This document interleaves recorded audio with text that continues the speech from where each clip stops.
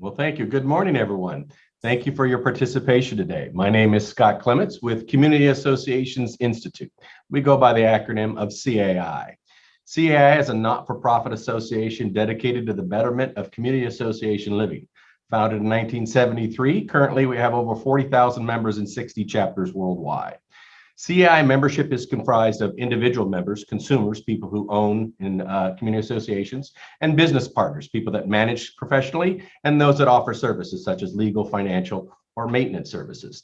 There are 9 chapters in California. We are here representing Orange County, the state's largest chapter. Our goal here today is to help educate the real estate community on associations, specifically governance and law, so that it can assist them and the consumers they represent in transactions involving HOAs. A couple of house cleaning issues. If you have questions, feel free to jump in with them. I'll be monitoring the whole time. We have multiple speakers today.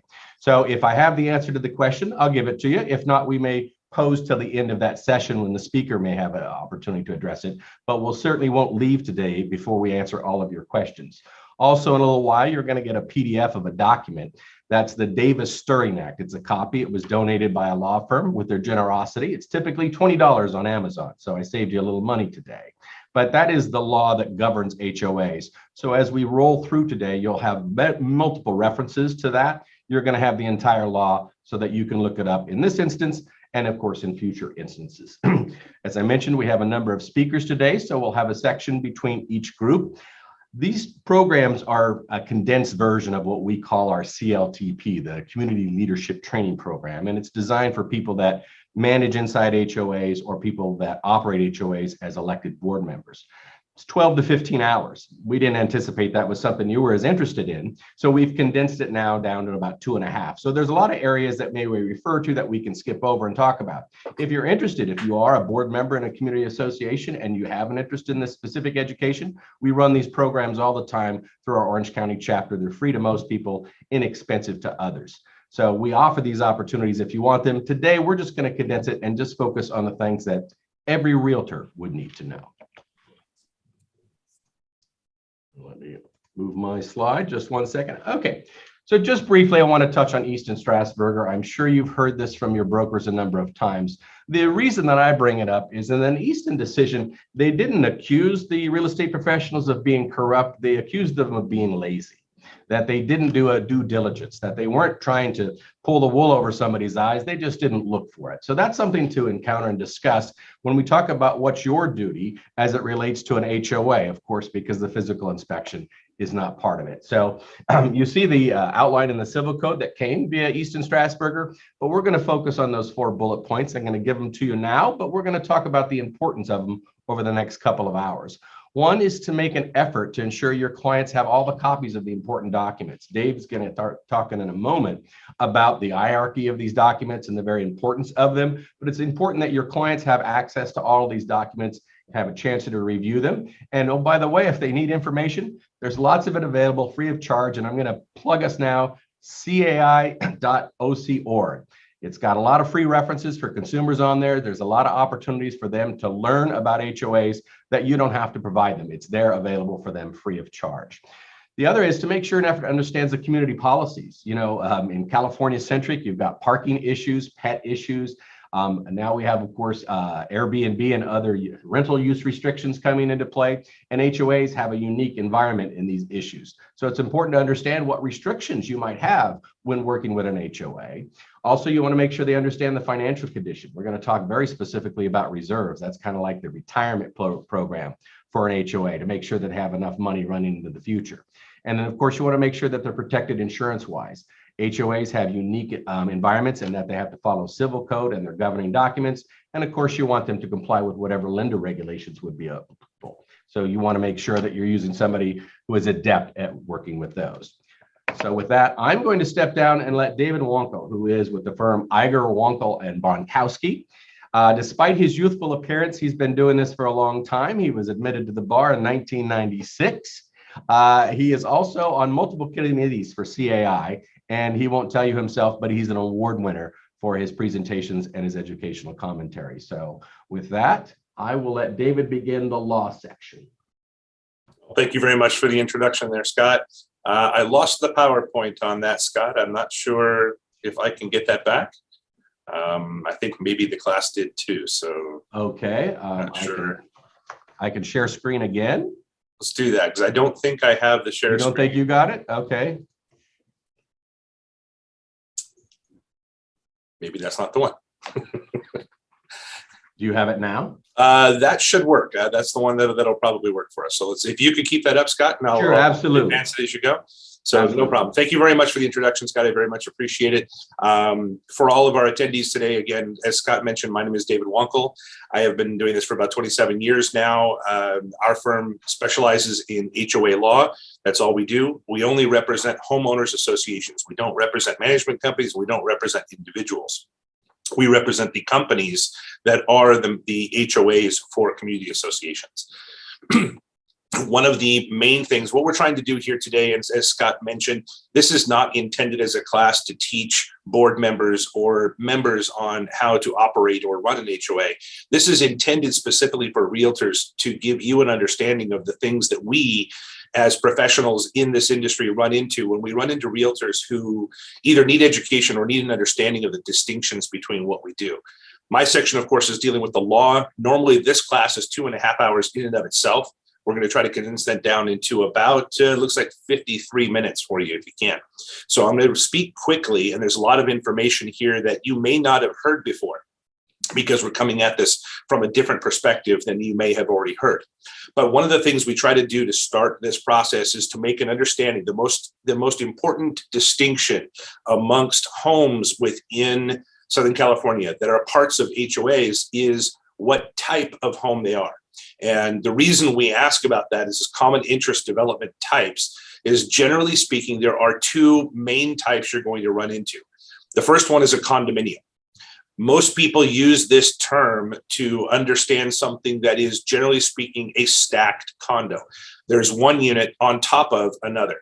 And that is usually when you see those types of situations where you're selling a home and a unit is above another unit, that means it's a condominium almost always. There's other things we'll talk about in a few minutes as to what they might be or might not be, but for the most part, you're talking about condos here. Now, just because the units are not stacked doesn't mean they aren't condos. So in this case, what we talk about is when a condo it's a legal form of ownership. It's not a construction style. It's not a marketing term. It's a literal legal form of ownership, meaning that the common area, everything that the entire building, for the most part, is owned in common with all of the other owners in the community. Each individual owns what is usually known as an airspace, a space of air that is bounded by usually the paint on the ceiling, the drywall on the perimeter walls, and the slab of the floor. Upward, inward is the ownership that the individual unit owner owns. All of the rest of the building, whether it be the pipes in the walls, the ductwork, the stucco, the roof, the slab flooring, the land, and the outside areas of the building, is often common area. Now, I say often because so many times you will never really know what anything is unless you look at the specific governing documents for that community. And we'll get to governing documents here in a minute as to what I mean by that. But for the most part, you're looking at a common area is the building, and then the unit is an airspace condo. The reason we talk about this is because there's a distinction between the second form of ownership. Scott, if you would advance the next slide. The second form of ownership that we're going to be talking about today is known as the planned development. So when we talk about two major forms of ownership, one is the condominium, the second is a planned development. Planned development, you can look at a tract map, as you see on the right-hand side of your screen there, that shows a lot. And each individual owns the actual lot, the land on that lot, the structure that is on that lot, and the airspace above it. That is the difference between what is known as a planned development, wherein each individual owns their own piece of land, and a condominium where the building or the land is typically owned in common with everyone else. So that's the main distinction between the two. In a planned development, we talk about the difference between these two because it's a major distinction when it comes to who maintains what portions of the property for various different reasons. And it also makes a very big difference when you are insuring, when you buy insurance for and you mortgage these types of things. What are you actually purchasing and what do you actually own as far as these things are concerned? So common areas in the circumstances of a planned development, there are common areas, but they're typically a separate lot that is owned by the association, not by the community in common. They're owned by the association. The lot itself is owned by the corporation that is the association, and it is maintained by the association as well. But it isn't owned in common the way it is with a condominium.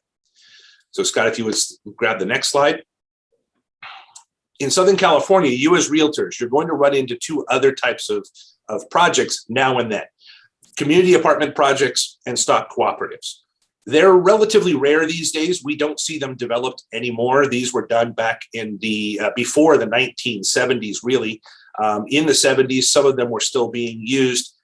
Oftentimes, you'll find community apartment projects are what they call conversions. It used to be an apartment complex. Now it's turned into what sometimes it's called an own your own. Sometimes they take them over from older buildings and they convert them into condominiums, or what this would be a community apartment project.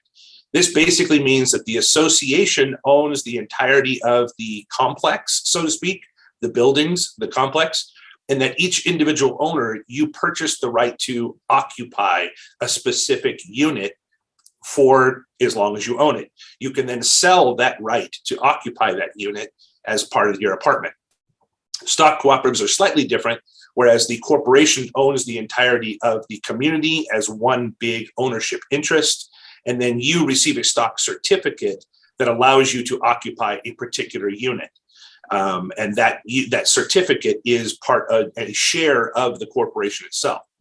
I distinguish this here because in other associations, whether it be a condominium or a planned development or a community apartment project, the individual owners do not own a part of the association.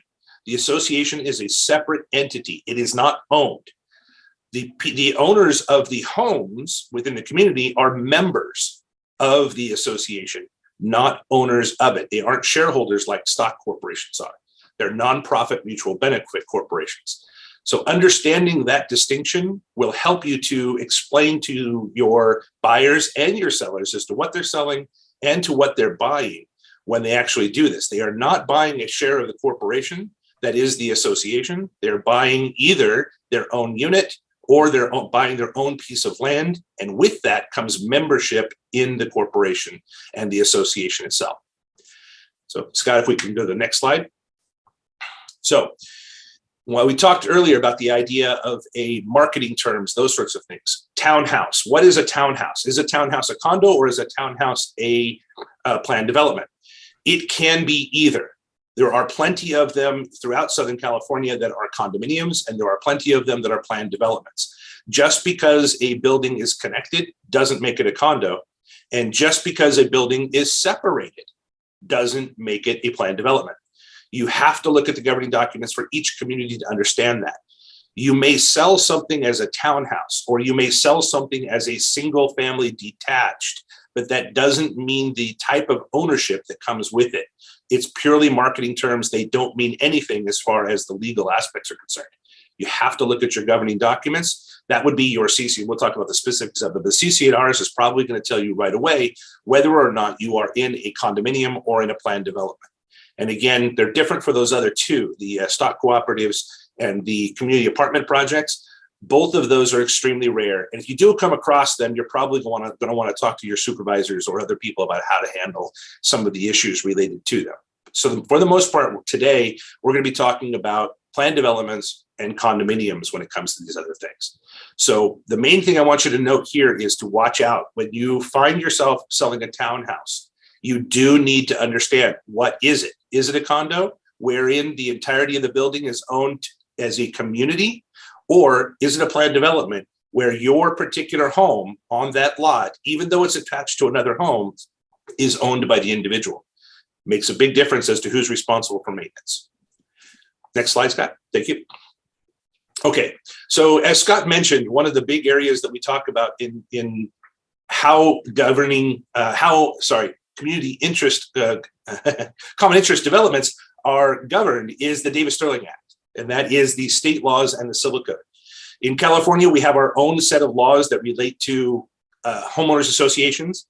This is an area of law that is very, very specific just to homeowners associations. It doesn't apply to anyone else.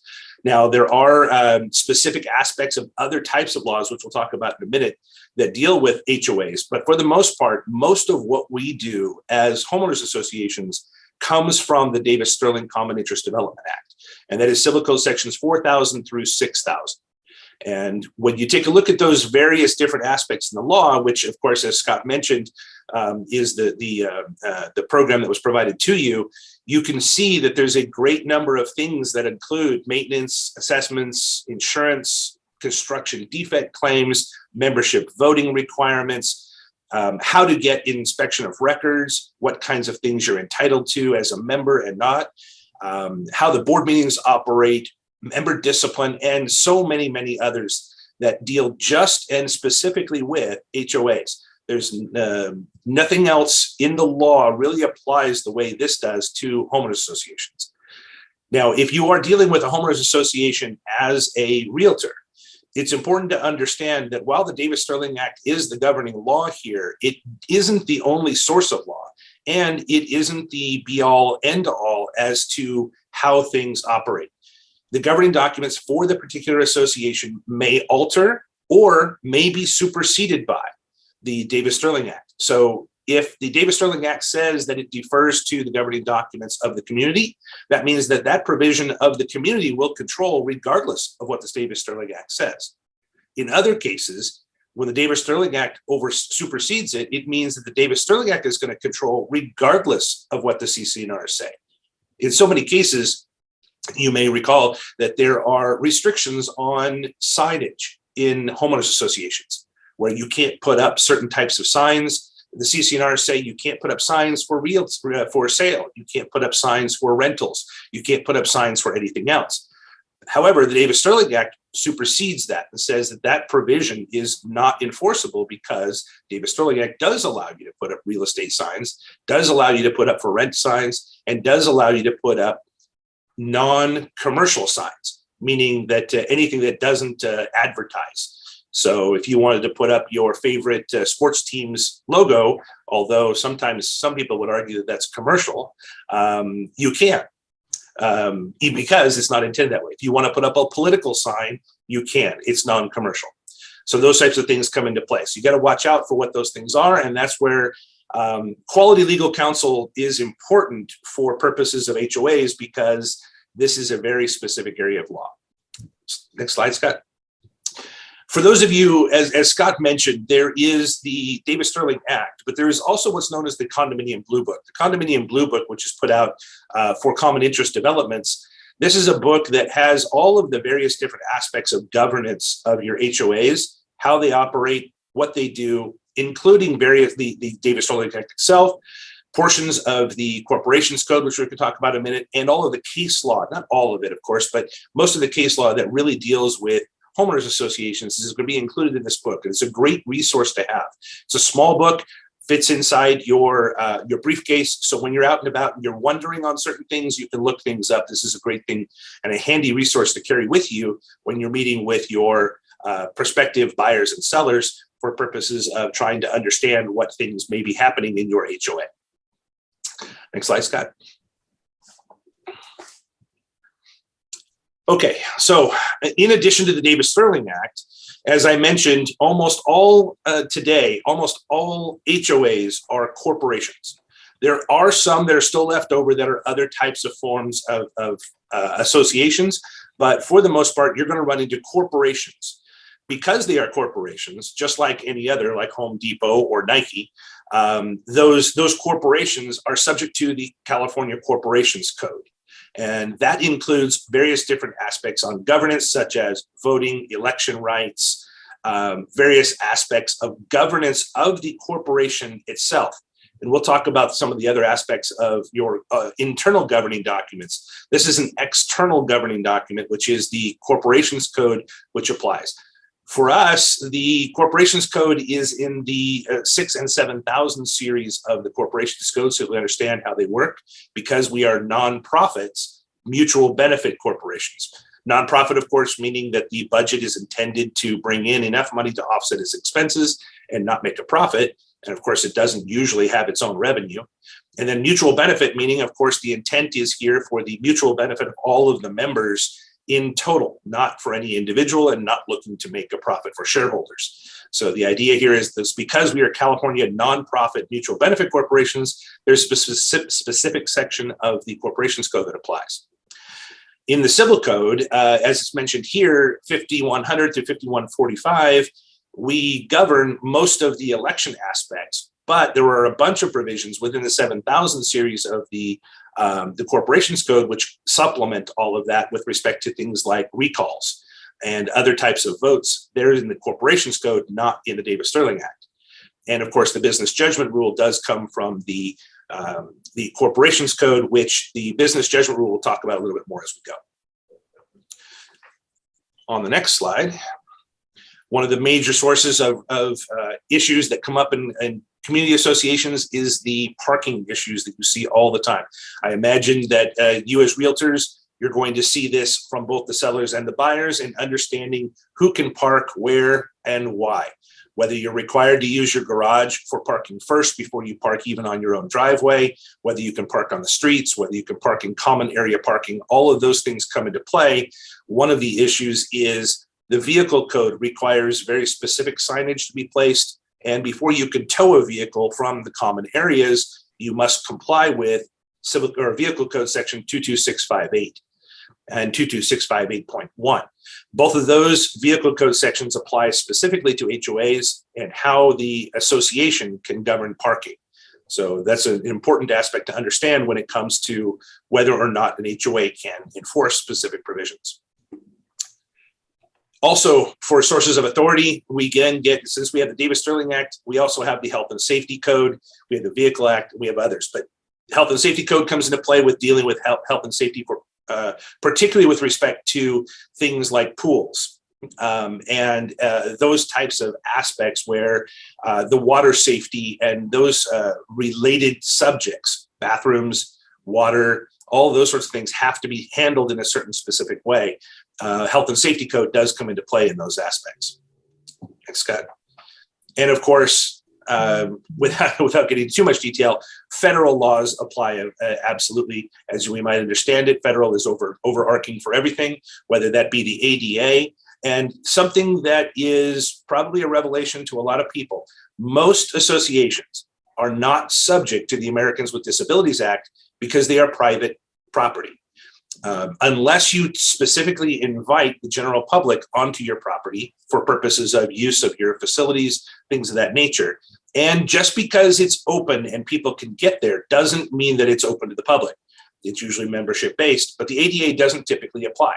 Now, that doesn't mean you can ignore all the ADA requirements because, of course, the Fair Housing Amendments Act, the Bankruptcy Code, Fair Debt Collections Practices Act, all of those things do come into play. And the ADA is a requirement. It is almost mirrored in California as the Department of Fair Employment and Housing and the Fair Housing Act for California. So all of these things do come into play. As you might imagine, Bankruptcy Code is there because people do file bankruptcy and you have assessment collections. Fair Debt Collection Practices Acts come into play because, of course, we do collect assessments and we can foreclose on properties when they don't pay their assessments. And the Fair Housing Amendments Act deals with all of the various things, such as the discrimination for disability, race, sex, color, national origin, religion, and familial status, as well as others. There are lots of reasons why you can not discriminate against an individual. Lastly, before we get into the specifics of the governing documents of the communities, there's case law. We lawyers love case law because it takes what we read as a set of facts that's supposed to apply to everybody equally, and then we apply them to actual factual fact patterns, which get into the situations where we understand what actually happened in a particular case and how the courts then applied the law to that particular case. And we use them for purposes of trying to understand what the next court is going to do. And that's what's known as stare decisis, or commonly referred to as precedent. So what we often hear from lawyers in the HOA department is that that case says that in this sort of circumstance, you should do this based upon the law. even though it might not be intuitive or it might not be what you think it is, a case will determine from the courts as to how things apply. This is our favorite area because we get to use this as an interpretation, and we then get to give opinions based upon what we read in the law and how those apply with the fact patterns that have happened previously. Next slide, Scott. Thank you. Okay, so we've talked a lot about the overarching stuff outside of HOAs. Let's talk about inside HOAs. Inside your HOA, there are governing documents. Those are the various different documents that are going to come into play, and we refer to them as governing documents because there are lots of them. And as we go through them here on the next slide, the first one, and probably the single most important document that you're going to find, is the CC&Rs. So many times when we are dealing with homeowners and or realtors, when we talk as lawyers to realtors in community associations, we find that they refer to the CC&Rs by the term bylaws. The bylaws of the community say X, Y, and Z is what we hear a lot. That is an incorrect term for the most part, although there are bylaws. Bylaws don't deal with the community. Bylaws deal with the corporation. The CC&Rs are the covenants, the conditions, and the restrictions related to the community and the properties themselves. So if you think of it as in terms of how and what you can and cannot do with your property, that is the CC&Rs. What you can and cannot do with the corporation, that is the HOA, that's the bylaws. And we'll talk about a little bit about bylaws in just a second here. But the CC&Rs deal with the property itself. They are, of course, your restrictions, the conditions of ownership, and those things, the covenants, the things that are part of the property that you are that have to deal with. They are recorded by the original developer, and they can be amended, but usually with only with membership approval after you get a specific percentage of the membership to vote for it.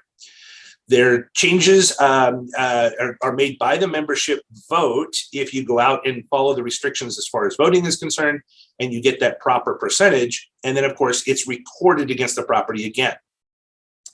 These are the kinds of things that you have to understand for purposes of what you can and cannot do. And again, when I say it's the most important part, you don't need to know them backwards and forwards as a realtor, but you should generally understand what that particular community's CC&Rs are. You should request them. You should take a look at them. And when your prospective buyers are coming in and they ask specific questions of you, you should be able to at least understand, generally speaking, what those CC&Rs contain, what they can and cannot do with their properties. In many cases, there's a big question is, can I add on a patio cover? Can I add an addition to the property? Can I change the type of roofing that I have? Whatever those things come up, your CC&Rs are going to tell you whether you can or cannot do those types of things. Because they are recorded, and this is something that is important here, we've been dealing in the general public this week. In fact, I think today we're expecting the Supreme Court of the United States to come down with a lot of decisions that are important for society in general. The CC&Rs are very similar to what you would think of as your local constitution. It's the recorded document that doesn't get changed unless the vast majority of the membership agrees to do so. This is an unchanging document, and all of the other documents need to be consistent with the CC&Rs in order for them to apply. In other words, everything else needs to be constitutional. If it's against the CC&Rs, it would be similar to saying that it's unconstitutional and doesn't apply because it's not in following or keeping with the CC&Rs. So we can go to the next slide, Scott. When it comes to condominiums specifically, you're going to be looking at the condo plan. The condo plan is going to give you all of the various details about what you actually own as far as an individual is concerned, the unit. If you notice that this is going to, this particular one you're seeing down at the bottom of the slides here is quite specific, gives you the outline of the units, where they're located, etc. And then on the right-hand side, it shows the perimeter walls of the unit in the dark brown, the interior walls of the unit in the light brown, which is extremely helpful. I wish we had these on all of our communities because otherwise it's an interpretation. But the difference is the dark brown is considered common area. The light brown is considered individual unit owner's responsibility. And all the things on the interior, of course, then become individual responsibility. On the left-hand side, it's going to give the parameters for the building so you know where everything is. And it's going to then have specific descriptions as to what is part of the unit, what is part of, say, an exclusive use common area, what we call the areas where it's specifically designated to a particular unit, and that unit owner has the exclusive use of it. Balconies, patios, decks, garages, and various other aspects are often considered exclusive use areas for purposes of a condominium. Again, this is recorded with your county recorder, and you can get them from your title companies when you request them, so you understand what they are. Next slide, Scott. So that was for condominiums. When it comes to a planned development, it's going to be your subdivision or your tract map. The tract map is going to lay out the boundaries for the particular lot that is owned. It may or may not include a diagram of the particular home that was built on that lot. So often these individual homes are, subject to modifications and changes, so they probably will not show on the tract map. Sometimes they show the original, but they don't necessarily show changes that are made afterwards. But again, this is important to understand that there's a common area dimensions are listed there. Common area lots are listed there. Usually the common area lots are listed as A, B, C, D, etc. They're letter lots, whereas individually owned lots are numbered lots when you take a look at your tract maps. So you'll understand the distinction there. Again, this is important to understand the boundaries. Does my lot start at my front gate, or does my lot start at the street? Do I own the slope behind the lot, or is that owned by the house above me? Those sorts of things are important to understand when you're buying and selling within homeowners associations. Next slide, Scott. Articles of incorporation do come into play. These are the formation and the charter for the common interest development, in other words, the association itself. They do have sometimes specific things there. Older articles of incorporation, those were made, we have some that were from the 1920s. They included all of the CC&Rs in the articles of incorporation because they didn't really understand or have a modern take on homeowner associations. So back then they used to do it as part of the articles. Today, articles are pretty simple. They rarely have anything other than the formation of the company itself. But you should know, if you're dealing with an older company, you should take a look at the articles as well to make sure that there's nothing freaky in there that's going to surprise you when it comes to buying and selling. And of course, I did speak about the bylaws. The bylaws is what governs the actual corporation itself. It tells you about your number of directors that you have for the corporation, what their terms are, what the officers are, what their roles and responsibilities are, and what the rights and privileges are of the board of directors, what they can and cannot do, et cetera, et cetera. All of those things are going to be contained within the bylaws. And again, I know I'm speaking swiftly here and fast here, but the idea is we're about 34 minutes in and we still have a lot of material to cover. So I'm speaking fast. Now, the next aspect here, a lot of people get confused in this. Your rules and regulation, this would include your architectural guidelines, your parking rules, and various different aspects of running the corporation. These are adopted and made by the board of directors. So the board of directors is similar to a legislature. They make the rules that apply, and they can be changed at any time, subject to, of course, the 28-day notice requirement that's in the Civil Code. Members have to be given notice. The board has to consider all the comments from the members over a 28-day period, the same way that your legislature would have to give notice of a bill before they would adopt it as a law. So your board of directors has to give notice to everybody that there's going to be a rule change coming, or they want to change something the way things work. They give you that notice, and then they can adopt that at a board meeting after they hear all the comments from the members. So once they've heard all of that, they then have to post or give notice to the general membership within 15 days of adoption, and that becomes then the law of that community. Now, as we talked about before, the constitution of your community, meaning your CC&Rs, these laws can't be unconstitutional. They have to be consistent with your CC&Rs, otherwise they won't be enforceable. So the board of directors can adopt anything that they want to, as long as it's consistent with the CC&Rs and it's within the authority granted by the CC&Rs for them to do so. They can't make up rules about who you vote for in the national election because, of course, that's not within their authority for the community. Next slide, Scott. So as I talked about enforcement, right? Can you enforce those? Well, obviously, if your rules and regulations are unconstitutional, in other words, they go against CCNRs, you cannot. But everything else, as long as they are, the board of directors can enforce them. How they do that is they have to set up a set of procedures that has to be provided to prospective buyers through the seller, through some of the document requests that we'll talk about in a few seconds here. Among those procedures, violation letters, fines, suspension of voting privileges, suspension of using the common areas are all generally available to the board of directors for enforcement of the various restrictions, rules, regulations, architectural guidelines, etc. Violation letters is often something that you see. And of course, there's a big joke about, we've got a few more to send out. It's the worst thing you can get. And people take offense to when their association sends them a violation letter. But for the most part, this is what the board is supposed to do. In order to keep the association operating properly, they're supposed to be sending these letters out to help everybody understand what they can and cannot do. Because for the most part, most people in HOAs don't fully understand all of the rules and regulations, whereas the board of directors and or the manager probably knows a great deal more than that. So that's what the letters come in.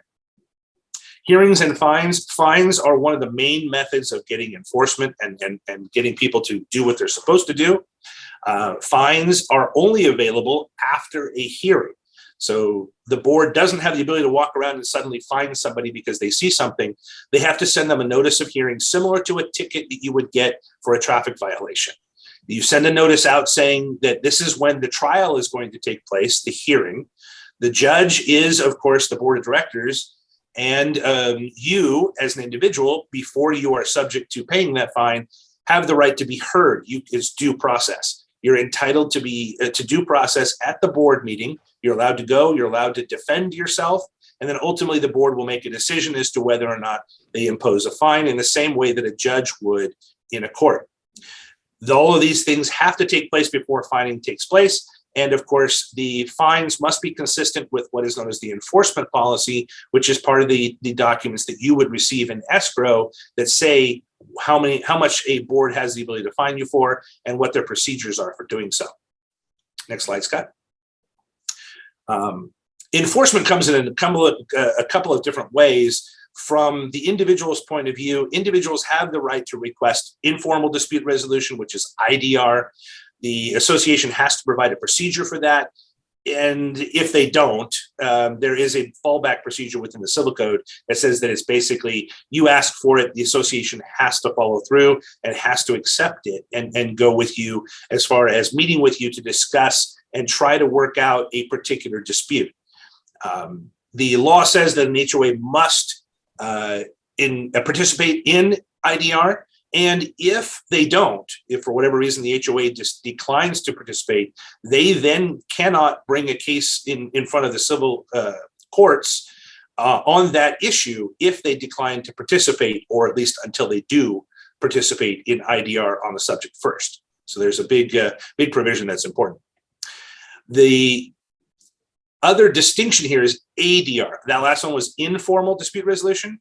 Then there's ADR, which is formal dispute resolution, which is alternative dispute resolution, where you go to a service that provides either a mediation, which is a glorified settlement conference, or an arbitration, where a private judge makes a decision similar to the way a court would. There are, in our industry, the HOA industry, it's rare that we use arbitration for settlement of disputes. It's just one of those things we don't like to do.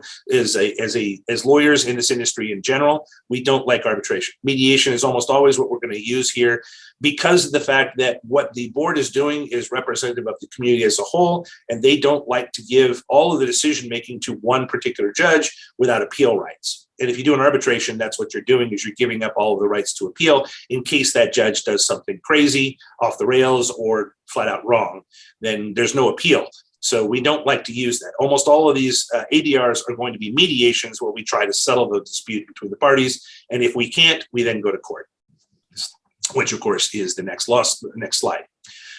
Lawsuits come into play when we're trying to enforce, and all of the other methods of resolution, whether it be fines, taking away their voting rights, taking away their privileges, seeking IDR, seeking ADR. When all of that fails, we then have to seek lawsuits. Lawsuits can include things like a temporary restraining order. Hey, stop building that addition to your home because you didn't get approval.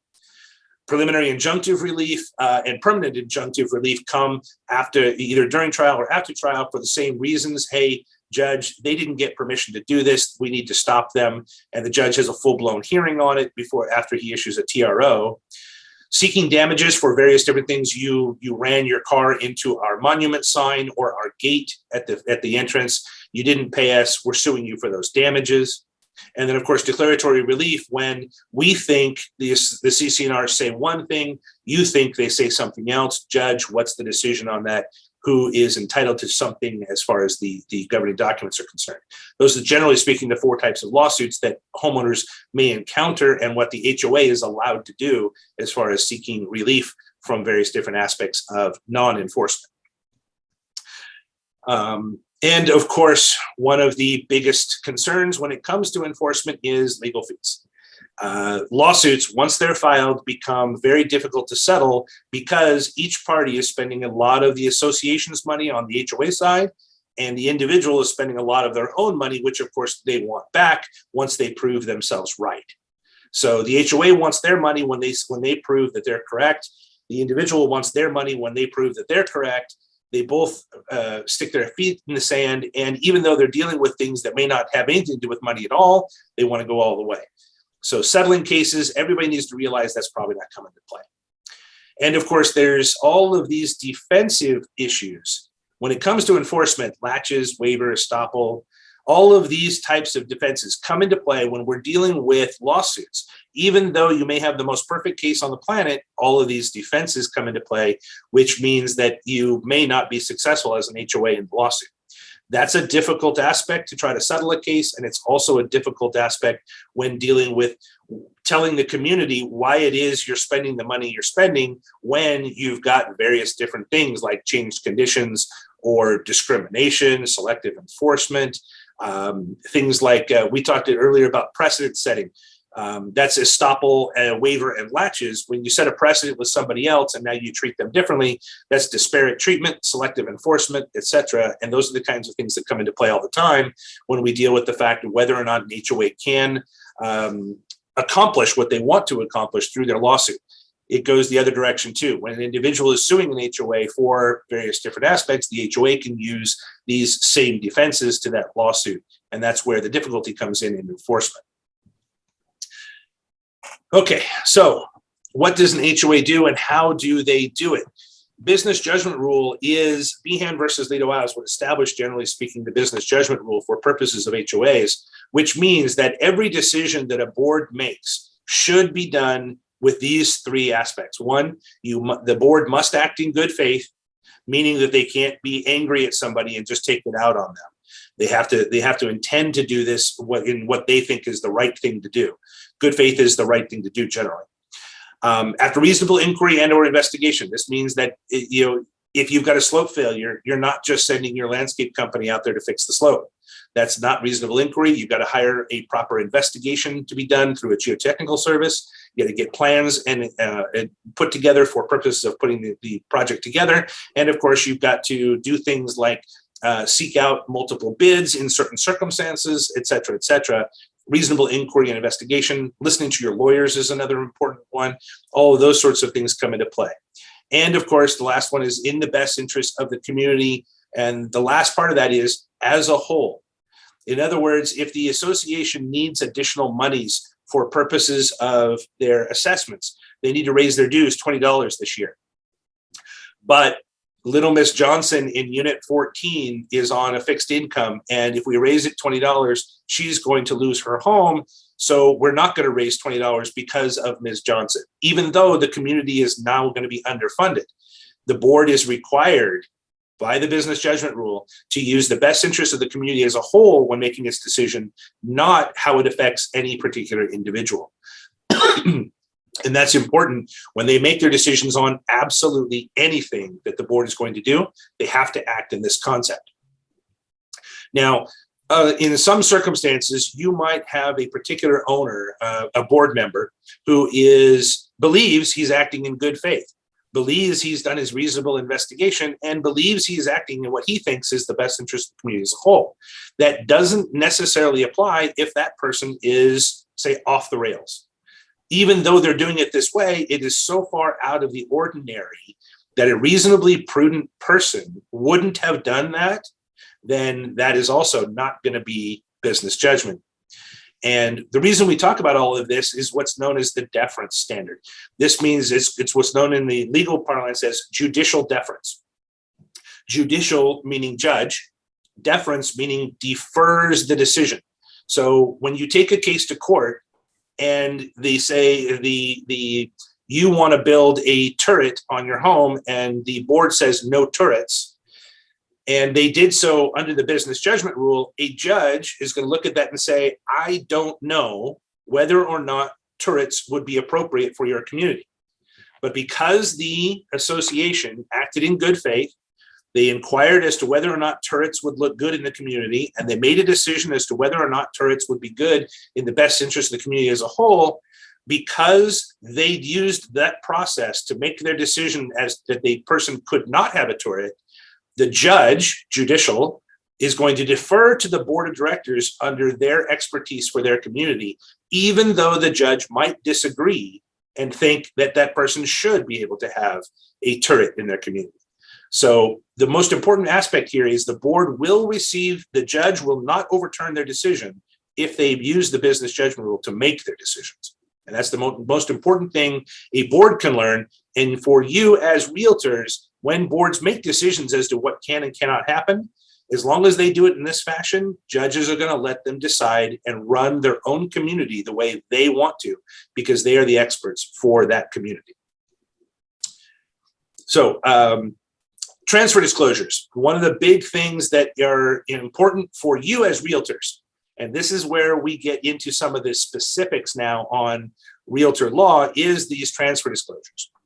Transfer disclosures are the kinds of things that, of course, a seller, now this is important here to understand too, although it's negotiable under your contracts, the seller is responsible for providing the purchasers at no cost, right, current copies of any documents specified under section 4525 of this code sections, which is the Davis-Sterling Act. Those need to be in the possession of the seller, and then the fees for the documents are paid by the seller and at the time during escrow. Now, why is it that there are so many of these documents that are so costly? We get a lot of these questions. Why do management companies charge so much for these documents? And can we avoid those costs? So realtors always want to avoid those costs to the sellers. And of course, the sellers don't want to pass those costs along to the buyers if they don't have to. But why are they there? The main reason that this is the case, and why you as realtors should not try to circumvent paying the management company for these documents, is the shifting of liability.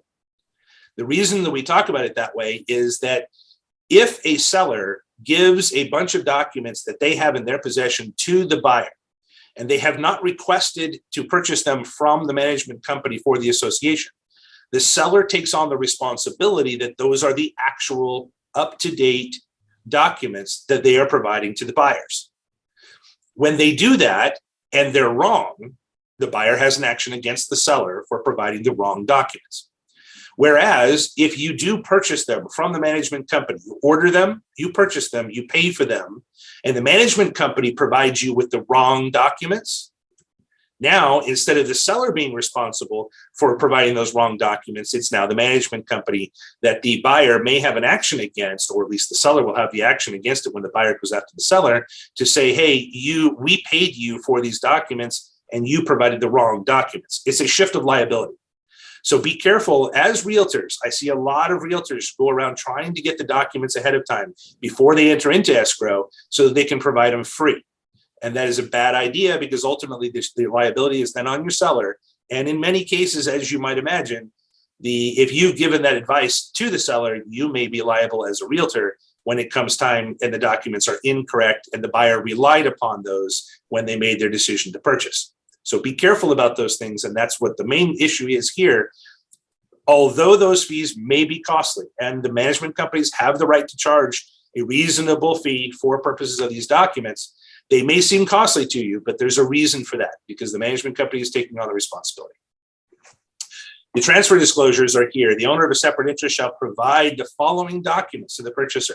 And that is all of those things that are listed out from the sales contract. And these are the transfer disclosures that you're going to find as we go through them. The forms are there. They're required specifically by 4525. You're going to have to fill out all the details, etc. And you're going to get those from the escrow disclosures that are going to come from the HOA. One of the main things that we also see is read those disclosures when you get them.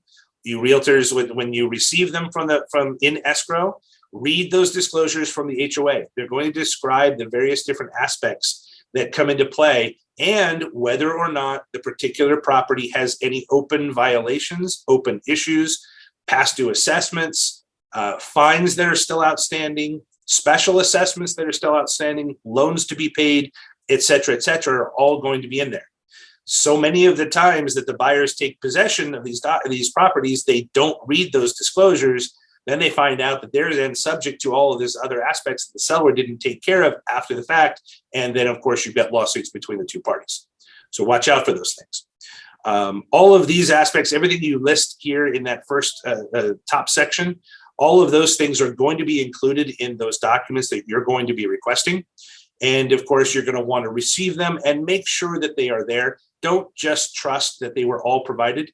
Double check it before you complete your transfers.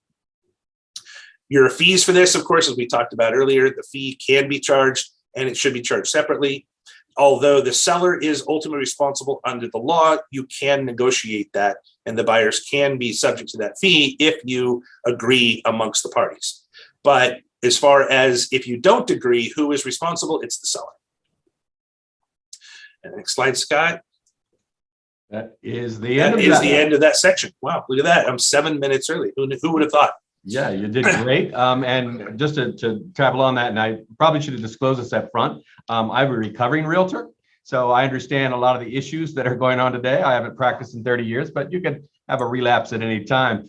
And so I know that this information is critical to facilitating a transaction. And I just want to tag along to David's point that the updatedness of this is very important. So this information is sent out. We're going to talk about that in our next section about when this information is sent out and available for free and how it's done for free. But generally speaking, most of that list that you saw is available free with 10 days request. So you don't always have to go through that process. If you're looking for a way to reduce it, then there are ways to ask for it for free and get it updated.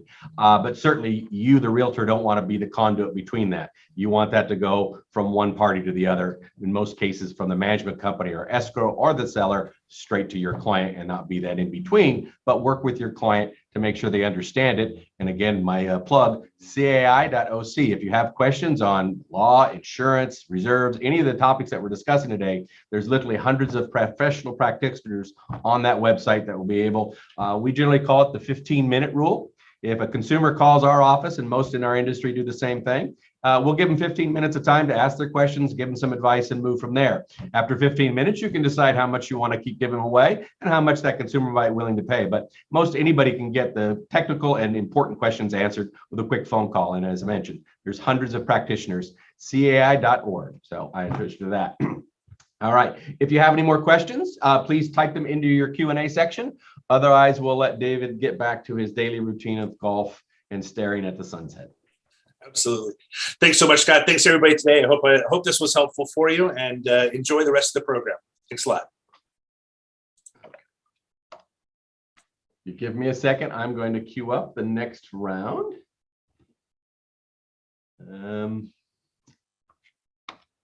My apologies.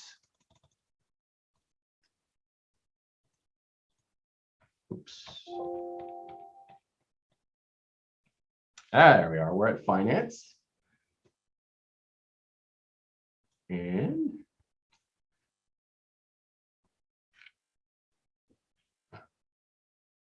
Elise, can we see that on the screen? I don't see the information popping up. I don't see your screen yet. All right. Are you on two monitors? Let me pull up again and try and share screen.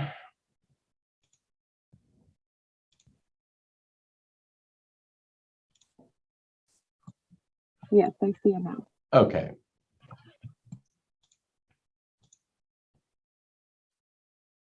Okay.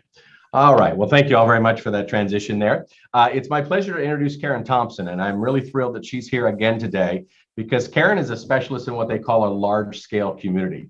So I'm sure you've all sold or worked with associations, a lot of them, by the way, over half of the 55,000 in California are less than 50 units. So you've dealt with a lot of these small HOAs, many of them self-managed, don't have professional management, a lot of them don't have amenities, and that's fine. I can tell you that the difficulty in managing an association much larger is like operating the city. These large scale communities often have multiple pools, multiple rec centers, sports equipment. Often they have private roads and repaving equipment in their arsenal of equipment that they have. So they're much more complex. And of course, as it relates to the sales process and the documents, and of course, they typically have longer rule sets and CC&Rs. So it takes a skilled professional, and of course, Karen has that. She has a large-scale community designation through CAI and has been an expert in the field for a number of years working with Keystone Pacific. So with that, I will turn it over to Karen to discuss finance for HOAs. Fantastic. Thank you, Scott. And it's always a pleasure to be here. This is a great class. I always learn a lot. I loved hearing Dave. Scott's right. My role is working directly with board of directors, and some communities are what we refer to as self-managed, that they don't have a management company. With Keystone, we do provide those services to not only the board of directors, but to the homeowners. So today we're talking, or my section of the slides pertain to finance and the board of directors' responsibility. And I think, I like to kind of phrase it, especially with new board members.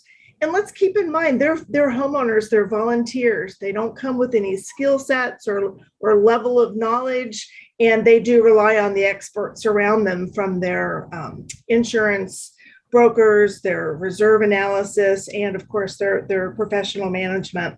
So with a board of directors, again, limited, coming in, brand new, they have a lot of responsibility. And the first and foremost that we have to remember, they not only being a volunteer and a homeowner, but they are elected in most cases as a board of directors, and their responsibility first and foremost to the association, to all of those homeowners that have entrusted and bought into that community, is the duty to levy and collect assessments. That's huge. Money doesn't come from the sky. It comes from the assessments that the association collects. Now that's entrusted, I give you my money, I entrust that you're going to spend it correctly. So the law has provided, as Dave mentioned, many areas that kind of give us that roadmap to the responsibilities that a board has. The source of duty, again, the governing documents, the CC&Rs, the bylaws oftentimes will speak to it, and that gives the authority to those elected board members. Law, civil code, case law in many cases will also help us, again, follow that roadmap and learn the parameters for which we have to work within. So levy the assessments, we really talk about the budget, which we'll get to here in just a moment. But that just kind of sets out how much the assessments will be. And then of course, we need to collect it. If we don't, if we kind of let people slide and not pay the assessments, then the association can't pay their bills, and that's a whole nother class. So we will move on to, well, of course, the duty to manage the HOA finances, fiduciary responsibility, a term that we're all very familiar with, and that is entrusted to the board to manage the association of the affairs of the association to the best of their ability, with that first and foremost in their mind. Sorry, Scott, now we'll bounce ahead. Sorry. So basic financial statements, the board will look at, and homeowners also have a right to see the financial affairs of their association. Upon request, there are certain things that we will happily provide, and some things are more what I would call of confidential nature that can't be provided if it pertains to, say, collections, that can't go to homeowners, but certainly the board of directors will see and be responsible to review each month. The balance sheet, that's your overview of the entire financial affairs of an association. Oftentimes will show the investments, the dollar amount in those investments and which banks they're placed with. The income and expense report, I have to say from my job and my perspective, that's where I spend the most time. I need to see what our income is. I need to know what our budget is and our expenses and how they relate and compare to one another. So it's a very valuable report to really see, not only on a monthly basis, but maybe on a year-to-date basis, where the association stands with their financial stability. Check register will just generally provide what checks were written. Very basic as that, just what checks were written in the last month. The general ledger detail, another very important tool that will break it down. You know, these aren't complicated financials. They're pretty basic in the world of finance, which I am not an expert, but I can read a financial. And the general ledger detail will provide that breakdown per the assigned code. So typically, you know, we might say 4,500 is electricity. So I can see on a year snapshot what we're spending in a particular line item on a financial. Reconciliation report is just that. It's reconciling your bank statements to your financial report, making sure that's all accurate. And we will move to continuing with those basic financial statements.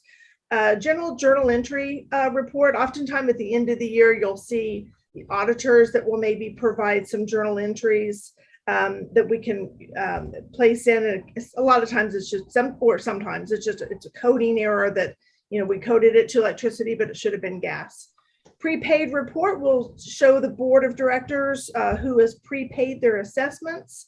That is always a report that will be provided to them, along with the delinquent report, which shows maybe those who have not paid. That's an important report for a board member to keep an eye on. Again, if we're not collecting those assessment amounts, we may struggle in getting some bills paid. Yeah, and just real quick for the real estate community, if you're out there taking a listing, have your seller ask for that report. They're entitled to it. If it's high, then you might have a problem with getting financing, because FHA and a lot of the lenders have that as one of their disqualifications if you have a high delinquency rate. So when you're taking a listing out there, don't be afraid to ask for that specific information up front, long before you've identified a potential purchaser. That is a very good point, and unfortunately, we are seeing that more and more out in the world today. Okay, the annual budget. Now, the board is responsible for preparing their budget. They do utilize experts throughout that process, reserve analysis, which we'll get to here in just a little bit. But you know, looking at, you know, what do we anticipate next year's budget to be? Nobody has a crystal ball, so it is our best educated guess that we, as close as we can come. There's a lot of different formulas that a board can use. Needs. What are the needs of the association? If I have a pool, I'm going to need a pool service vendor. So obvious needs that really just jump out based on the amenities of a community. Policies and goals of an HOA for the fiscal year. You know, in Orange County particularly, we're seeing a lot of properties aging, and even though we have reserves, some communities I'm seeing, they're going beyond the reserves and getting more into a capital improvement. We want to add certain features that maybe the community didn't have. So that might be a goal of a board member. Anticipated income, anticipated expenses. Again, that process in which you really sit down and go line by line. And unfortunately, as costs go up, and we're seeing, sadly, everywhere across the board, costs going up, so must our income. So those are two things. As being a zero balance budget, which means our income needs to match the expenses or vice versa. Unfortunately, we're seeing those assessments increase.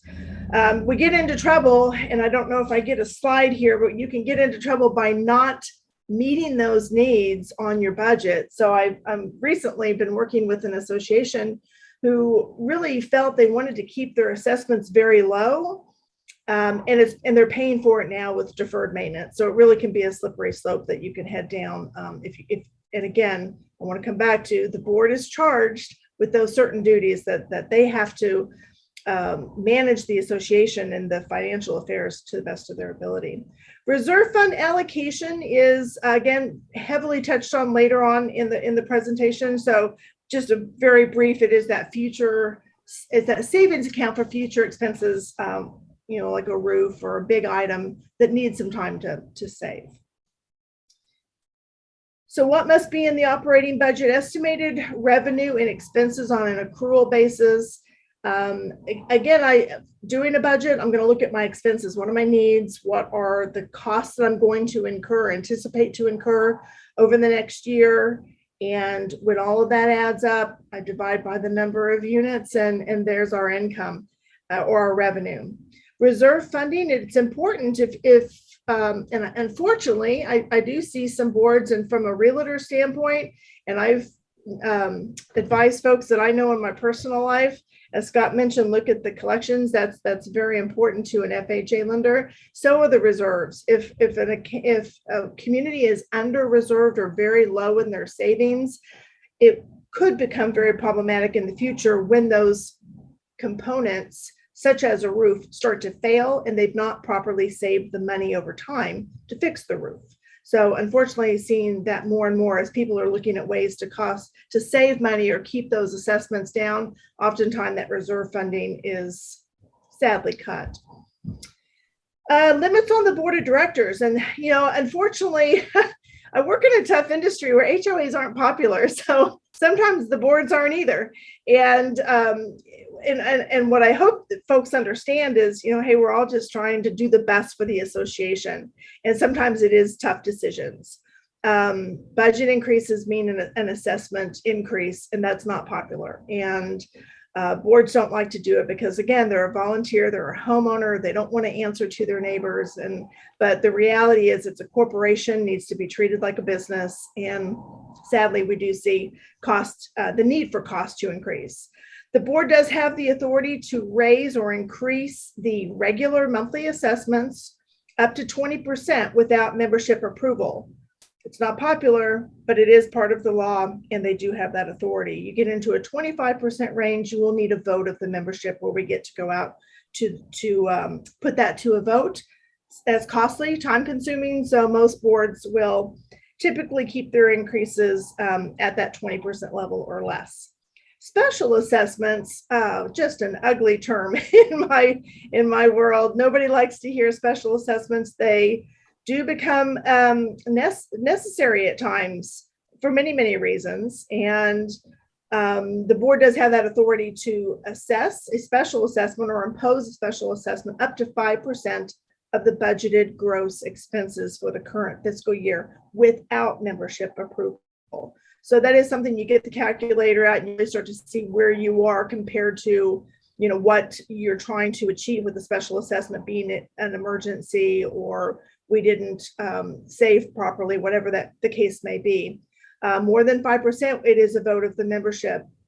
And, oftentimes the board will have to kind of get out and politic and really speak their case as to why it's necessary. But again, this is just to maintain the community and the asset that everyone has purchased into. Emergency special assessments, we don't see them often. Again, unlimited authority. In the case of an emergency, I would refer to the legal experts that a board might be working with to help determine the emergency qualifications under the law. Yeah, I'll just jump in and say that they have been rare for a long time. You might see them more prevalent in the next few years. Specifically, there's requirements: 1, if the court ordered it; 2, if there's a safety to life or limb; or 3, that there was something that was completely unforeseen. Well, of course, a roof is not unforeseen, so you've never been able to use it for replacing typical components. A few years ago, there was a law passed that was called the Balcony Bill. It's now part of Section 5551 that requires specific associations to get these balconies inspected.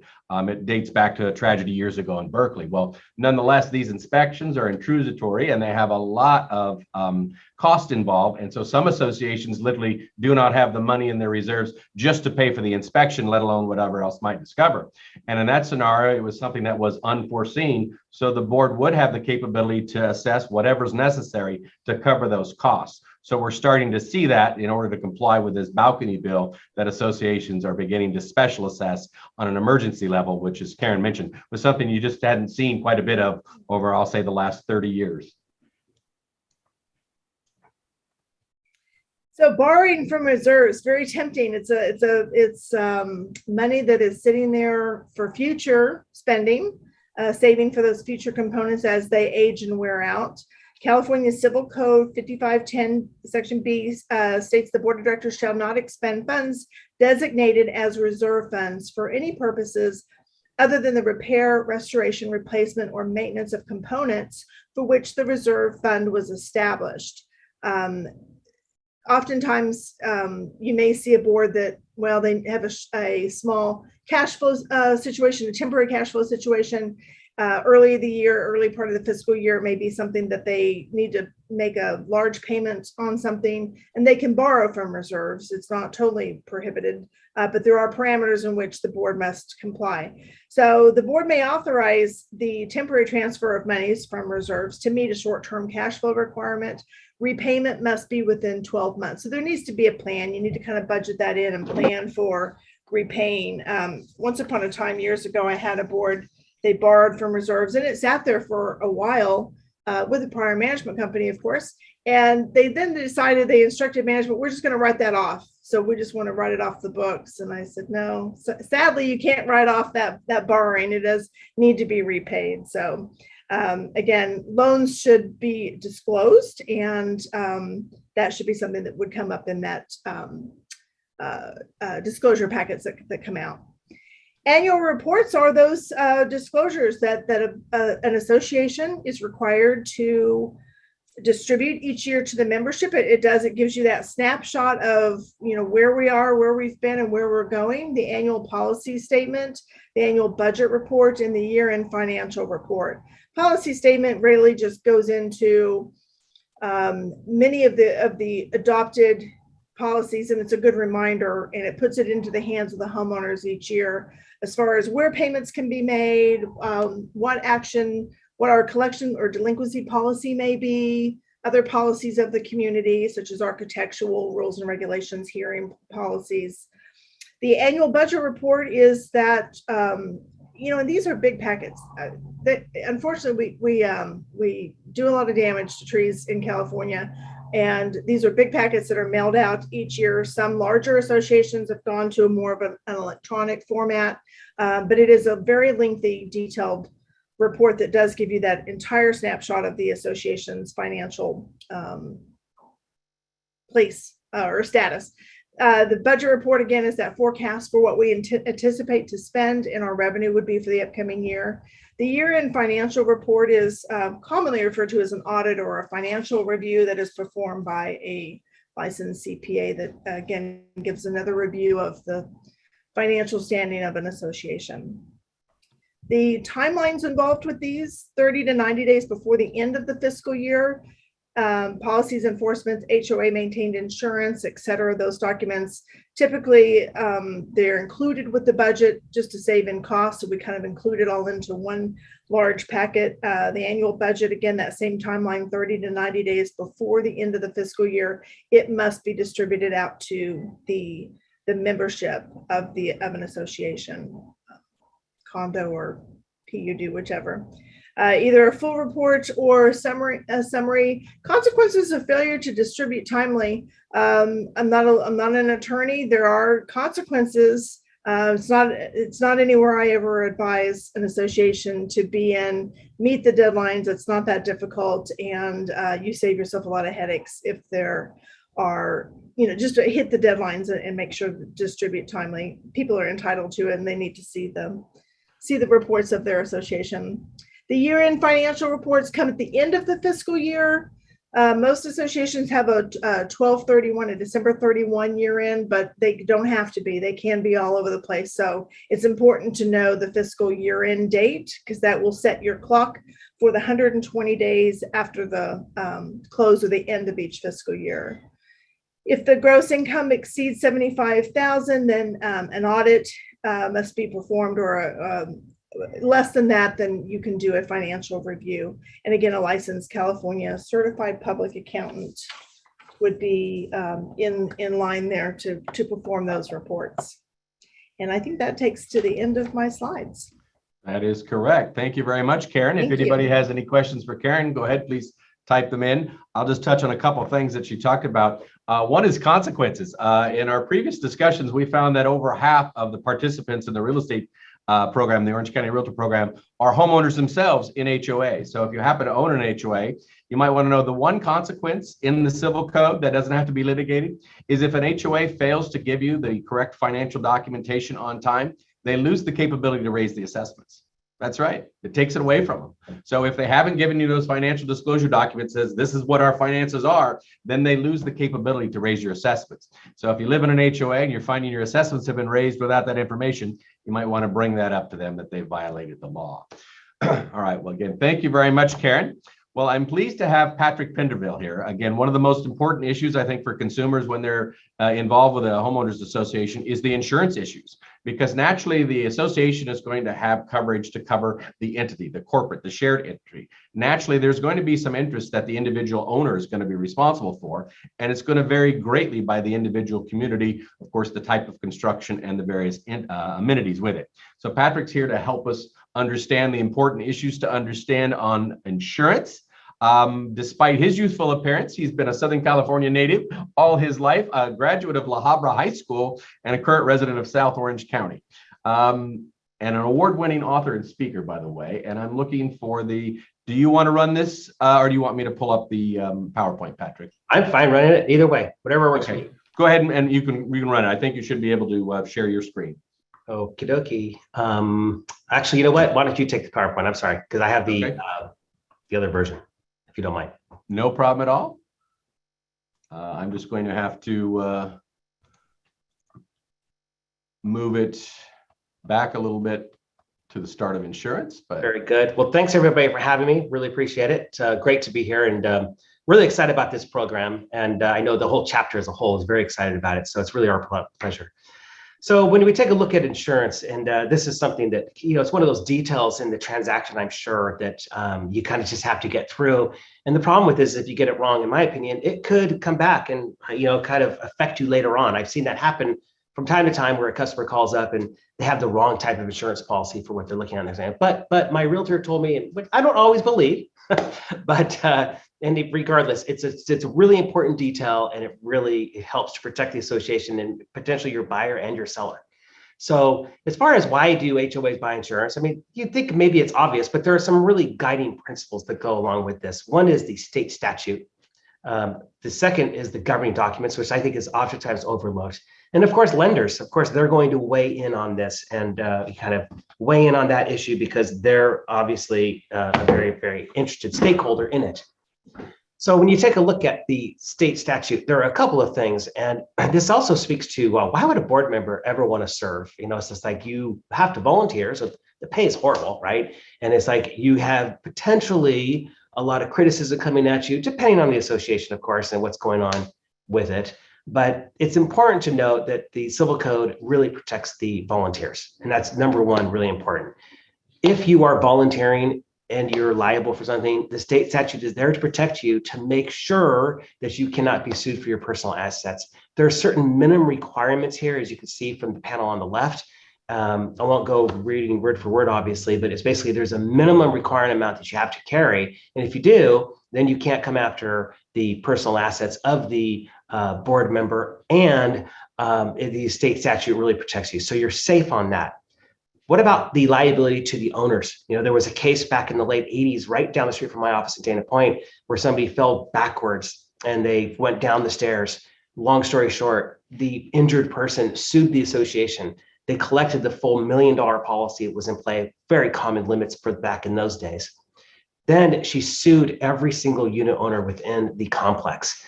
Davis Sterling got a hold of that under Civil Code 5805 and said that if you have a situation like that, as long as the association has a certain minimum liability limit, then they cannot go and sue every single owner. Really helpful for the association industry and really a monumental case. So those are the two civil code. But lastly, we do have one of the last bills that Governor Jerry Brown signed was the Fidelity bond coverage requirement. Now, this is something we've been doing for years in the industry, so the state legislature just really codified it. But basically, it just says that in order for the association to be compliant with the law, they need to ensure all of their finances, and how you get to that finance, you take your reserves plus 3 months assessments. So that is the proper amount. Every time a policy renews, an insurance agent probably is going to reach out to the community manager and say, please send us the latest financials. They're looking for that reserve amount. They're making sure you haven't changed the dues. or the assessments rather, and they want to make sure that we have enough insurance for that. It's also very important to note, and not every insurance company is on board with this yet, is the computer fraud, electronic fraud also has to be covered. So now that is part of the law. Again, something we have been doing for many years. It's now the law. So it's important to make sure that the association is complying with that. As far as the CC&Rs or the governing documents, you see here on this PowerPoint, it says insurance article, parentheses, maybe. And the reason why it says maybe is because sometimes they're really clear as mud, right? You look at the CC&Rs, you can't really determine what it is. But usually, there is an answer as far as like, what is the insurance requirement? The CC&Rs are the roadmap for that decision. And so what you're going to want to look for is see, well, what kind of ownership interest is this? What is this a condominium where we for sure insure all of the actual individual residential units? Is it a planned development like an HOA where basically you have a single family home community with common area between it? Those would be more single family home insurance policies. Is it a townhouse association, a cooperative? You look for things like that, and it's really stated very clearly in the CC&Rs typically under insurance obligations. If you have a really old property, it might be more blurry on that. So you might have to reach out for someone else's opinion, perhaps a lawyer, or call maybe the HOA general counsel, call a community manager, try to figure out what this CC&R is trying to say. But in properties built like maybe in the 90s and beyond or above, it's going to be more clear.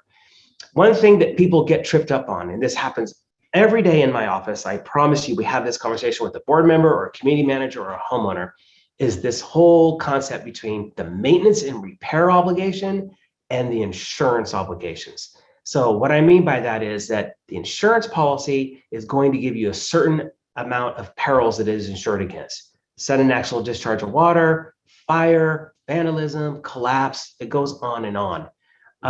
If you have a situation where it's maintenance and repair, the insurance industry is really quiet on that. Like, well, we don't take care of it. For instance, if your garage door opener breaks, your insurance policy isn't going to be the one that's going to take care of it. Maybe it's a home warranty policy. That's not an insurance policy. It's a property policy. It's not going to handle it. However, if your garage door opener is burned in a fire, we're going to replace that garage door opener because we cover the peril of fire. Where homeowners associations get messed up is they say, hey, the refrigerator line going from the kitchen wall to the ice maker broke.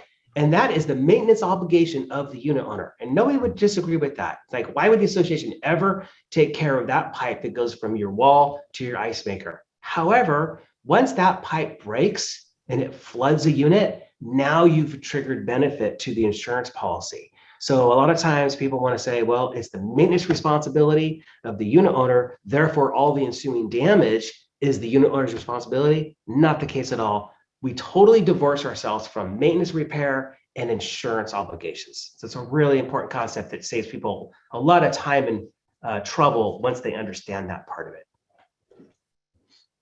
As far as the insurance required by lenders, the lenders, what's interesting now is they've always been very vocal. They'll call the insurance offices all over very often, and they'll ask for insurance certificates. They want to come back with a bunch of questions as far as like, does it have replacement cost? Does it have this? Does it have that? And they're very, very vocal about it, as they should be. Obviously, as I said earlier, they're a major stakeholder in the equation. You also have the National Flood Insurance Program, and this is a situation where banks are very, very keen on this. If you're in a flood zone, they're going to want to make sure that the association, or at least the unit owner, has a flood insurance policy. That can really slow down an escrow if you don't have that proper insurance in place, because it takes time to get that. And also, flood insurance is surprisingly expensive from an association standpoint. It's like buying another earthquake insurance policy. So it can be very expensive. But Fannie Mae and Freddie Mac, they all have their individual insurance requirements, usually easy to navigate, mainly because everybody knows what they are, and we try to make sure that we're compliant with those to begin with. So certainly the lenders do weigh in. For the commercial insurance for HOAs, you have basically two things. And this is what I try to tell everybody. If you take a look at an insurance policy, to me, it's like a coin. You got a heads and a tails, right? It's the same coin, but they're totally different sides, and really they're totally different. So on an insurance policy, one side would be property insurance, And on the other side, it would be liability insurance. And of course, they're the same in many ways, but they're really different. For instance, on a property insurance, it's a first party damage. So it's financial loss to the name insured. It's like, what happened? Well, my condo unit burned down. That's a property claim. Usually it's for fortuitous losses, such as sudden and unforeseen, right? If you kind of knew something was going to happen, you didn't do anything to prevent it, you may have some coverage issues. That doesn't happen very often, of course, but it's all sudden and accidental.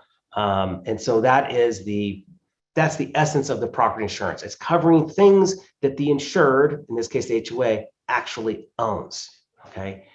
On liability insurance, it's for third-party injuries. Someone's walking into your community, they go down the steps, it wasn't lit properly, they claim they fell down, they got hurt. That would be a typical claim. And certainly in frequency, trip fall claims are the leading number of claims for liability insurance for sure. But then you also have damages to maybe people's property. I've had plenty of these claims where the association is required to do something and they don't do it, or maybe they just aren't aware of it, and then somebody's property gets hurt. I'll give you an example. Landscapers have the landscape irrigation going, obviously, keeps hitting the wall. One day they figure that wall has been taking on water inappropriately for years, and now there's mold in that wall. That is a classic liability claim for property damage. You damage somebody's property. Maybe you also damage them individually through that process if they got sick through mold and whatnot. And you can see where that would spin into a big claim. So those are the basic essence of liability insurance. But also, I want to point, it really includes hurt feelings, which, you know, this is a crazy time, as you guys know, in our country. There's a lot of arguing going on, and that could be a liability claim that's legitimate as well. The important note on liability insurance is there's a need for negligence, right? In other words, somebody's walking down your stairs and they fall down the stairs. Just because their stairs are yours doesn't mean that you're responsible for it. There has to be some negligence. Were the stairs slippery? Were the risers off? Was the railing loose? You know, what happened to make the person fall down the stairs? Maybe it was their fault, right? So you need to have negligence in order for an insurance company to pay out. On property insurance, what you're going to see is a word called special form. And this is something that speaks to the level of coverage. So normally you're only going to see special form. I mean, if you do 500 transactions from today until whatever date, probably they're going to special form. However, maybe one or two is going to be on what's called basic form. It'd be typically a really old property or a property with a ton of claims activity where the insurance company is really, really minor. It could have a problem closing escrow. So special form is the typical that you want to think about, and it's going to be given to you. So there's not much of a decision making, but what it does is basically covers all of the perils except for what is excluded. What's excluded? Well, typically wear and tear, termite, vermin, earthquake, flood, separate policies, by the way, and so on and so forth. But fire insurance, you hear that? People call up and they'll say, hey, I need to get fire insurance, and I have this master policy with special form. That is fire insurance. It also is a term where fire insurance is used, and they don't mean literally only fire. It's just, I need to buy fire insurance. Well, fire insurance is kind of a shortcut for a term that encompasses all the other perils that would be typical of a special form master policy. Fidelity and crime coverage, we talked about that already, but I just want to make a point on this. It's a very specialized type of insurance coverage. And you want to make sure that not only you have the right limits, but you have the right coverage. I have seen so many claims, and it's amazing to me how often something happens and it doesn't make the news. But a manager stealing money or a board member is stealing money, super important to keep an eye on that insurance coverage. Of course, earthquake insurance, it's a really big concern. It can be expensive, but that's in the eye of the beholder. For my book of business, I will tell you that we have about 35% of our customers have earthquake insurance for a master policy. They're purchased in the excess and surplus lines market, which is like, think Lloyd's of London. They can be a little pricey, but if you think about it, the only way for a condominium unit owner to actually have their building covered by earthquake insurance is through a master earthquake insurance policy. There's one other policy that's out now that's interesting. I won't highlight too much on that. So in general, it's true. The association needs to act in order for the unit owner to have their dwelling insured. So if you live in an HOA or especially a condo association, or you're selling a home who's to a party that's interested in it, they need to have that conversation with the board to say, why do we not have earthquake insurance, or do we have it, and kind of start that conversation. So it's important to know you can't buy insurance coverage on your own for the actual dwelling for if it's a condo. Flood insurance is similar in the sense that if the association is in a flood zone, and in South Orange County, we're talking, Fountain Valley, Huntington Beach. If you do business in Long Beach, if you go South Orange County, some parts of San Juan Capistrano would be in a flood zone. And basically these policies are sold typically either through the National Flood Insurance Program or through private. It's very expensive, just so you know. So if you're looking at an escrow and you find out it's in a flood zone, you probably want to make sure that the dues are covering that actual flood insurance, or to make sure your homeowner is not going to get a special assessment for a flood insurance policy. Just kind of put the cards on the table and kind of figure that out, because it can be pricey. And Patrick, at this time, can you address, because we've talked about it in other groups, and I know it's really important out there, is the fire insurance and the premium increases that we're seeing over the history of the last couple of years, particularly for properties that are in high fire zones. And of course, we recently had the issue in the Laguna Hills fire. Yes, I'd be happy to. And I was going to mention that. I didn't know if I should go down that road, because there's a lot of activity with it. So I'll just give you a couple of examples. It's ones that I personally worked on. We have associations that literally will go from a $50,000 annual insurance budget, and let's say that they have a $30 million total insured value, meaning if everything burns down, it's going to take $30 million to rebuild. Unfortunately, they could be in a wildfire zone where it's very difficult to get insurance. They get non-renewed. Then what we get them is a policy. Instead of being $50,000, their premium could be $300,000, $400,000, $500,000. And instead of getting that $30 million of coverage, they might only end up with $5 million. So to give you a real precise example, I recently placed, and I can't tell you who it is, obviously. I recently placed an account over 1,000 condominium units. All we could find them in the open marketplace that the board could afford was a $5 million policy covering all 1,000 condo associations or condo units for $850,000. I have another one recently, Chirico Canyon area, and their premium went from $200,000. They had already kind of gone through this very difficult renewal a couple of years ago. This year it went from $200,000 to $600,000, and the coverage also went down. So it's happening over and over. And why is it? Well, starting in about 2018, it started taking on a whole different claim cost on these large fires. Really, Santa Rosa was a big wake-up call. The problem with the Santa Rosa claim, besides the fact it was huge, is that if you take a look at Coffee Park, which is an area of Santa Rosa, people were going to bed Sunday night, 11:30, midnight, and the fire was miles away, and these embers started flying into the neighborhood because the wind was carrying it, and something like 200 homes burned to the ground. And it was like a real big wake-up call for the insurance industry, because it's like, wow, we don't have to worry about just to worry about brush going right up to an insured of ours. We have to worry about flying embers going in. And it really changed the market. And so the insurance industry is in a really big crisis right now. California and Florida as well. In fact, if you keep up with Florida news, they keep having insurance companies going out of business literally. We haven't had that here, thankfully. But it is a very, very precarious position. And what it speaks to for all of you, obviously, is if you have somebody who's buying in an area that you think is in a wildfire zone, I'd really do some research on that and just make sure that the homeowner knows there could be a situation. You know darn well that somebody bought in one of my associations that I'm insuring. I'm going from $50,000 to $400,000. Somebody just bought there, right? And this is their first insurance renewal. That's a big wake-up call. So it's just really something to think about. Thank you for addressing that, Patrick. Bet. Okay, so here's the real details, and this is where I see a lot of people get tripped up. When you take a look at the actual condominium unit, it's easy to determine who insures that, right? If it's condo, it's association. But what about the interior?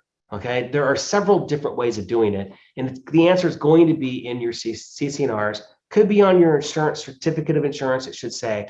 But there's a few things to worry about. Number one, walls in coverage. Okay, what that means is this: When you have a walls in policy, it means that we, the insurance company, we're going to cover that unit from the outside going in, and we're going to take care of everything that's inside the unit as long as it was built by the original contractor. So it's also called single entity, which is 2 spaces down. So it's basically walls in, excluding upgrades. What I mean by that is if the homeowner, maybe a previous homeowner, took out the tile floor and put in hardwood floor, that hardwood floor is insured by the unit owner's policy. Okay, so it's walls in. Custom cabinetry, it's insured by the unit owner's policy, but the standard cabinetry that the builder left behind, that would be covered by the association insurance policy. So that's called walls in, also called single entity. Then you have bare walls, which is the most narrow type of coverage. And the bare walls is basically up to and including the drywall. So it's the drywall that's bounding each unit. So basically, picture walking in after a fire. You walk in, you look out towards the kitchen, and there's no kitchen because there's no cabinetry, there's no flooring, there's no sinks, there's no faucet. Everything's gone. However, it's all plumbed. So it's all rough plumbed and rough electrical behind the drywall. That is what's called bare walls. You can't live in a home or a unit that has been built after bare walls. The HO6 policy is important for regardless of what kind of coverage, but it's really important if you have bare walls because you're literally going to come back to just simply drywall and that's it. $30, $40, $50, $60,000 later, you actually have a home. Then we have all included. Okay, so here's the situation on that. Anything that happened to that unit from the day the builder released it to the 5 owners that owned it before, and maybe they all added $10,000 or $20,000 of improvements on it, whatever it is, that's all covered by the association insurance. I'm talking about custom cabinetry, hardwood floor, the finest tiles, whatever it is, the association is taking care of it. Obviously, the insurance policy for the association is going to be a little bit more money for that, but it's a lot of coverage, and it's kind of nice to know that if something happens, everything's going to be replaced. As far as who does what, I will tell you, most times you're going to be dealing with bare walls or walls in, otherwise known as single entity, like the vast majority of the time. But about 10% of the time, you're going to have all included, all inclusive, it's also called. So that is definitely out there, and it's something to be mindful of. It's just super important when you're advising your new customer who just bought the unit. It's important to know. It's just like, you need to buy insurance. You need to call your insurance agent. We're going to get to that in a second. But you need to tell them you have a bare walls association policy so they know how to act accordingly. Of course, it's all subject to the HOA's deductible, and the policy limits are super important, but the HOA deductible can be picked up under the HO6 policy, which we're going to get to in a second. But it's just important to note that HOA deductibles, long gone are the days of $1,000 or a $500 deductible. They're now routinely 5, 10, even 20. I have some as high as 100,000, super rare. But our real sweet spot is probably $10,000 and $20,000 deductibles. So if someone's going to pay those deductibles, it's going to be the unit owner, gets transferred to HO6. So speaking of HO6, I hate insurance jargon, but here's the issue. The Department of Insurance has all these codes, and HO6 is universal language to everybody for a condominium unit owner's policy. Whereas HO3 is universal for a single family homeowner's policy. You could absolutely, I mean, I insure a place in San Capistrano. You drive up there, you swear it's a single family home. There's other places in San Clemente, exactly the same.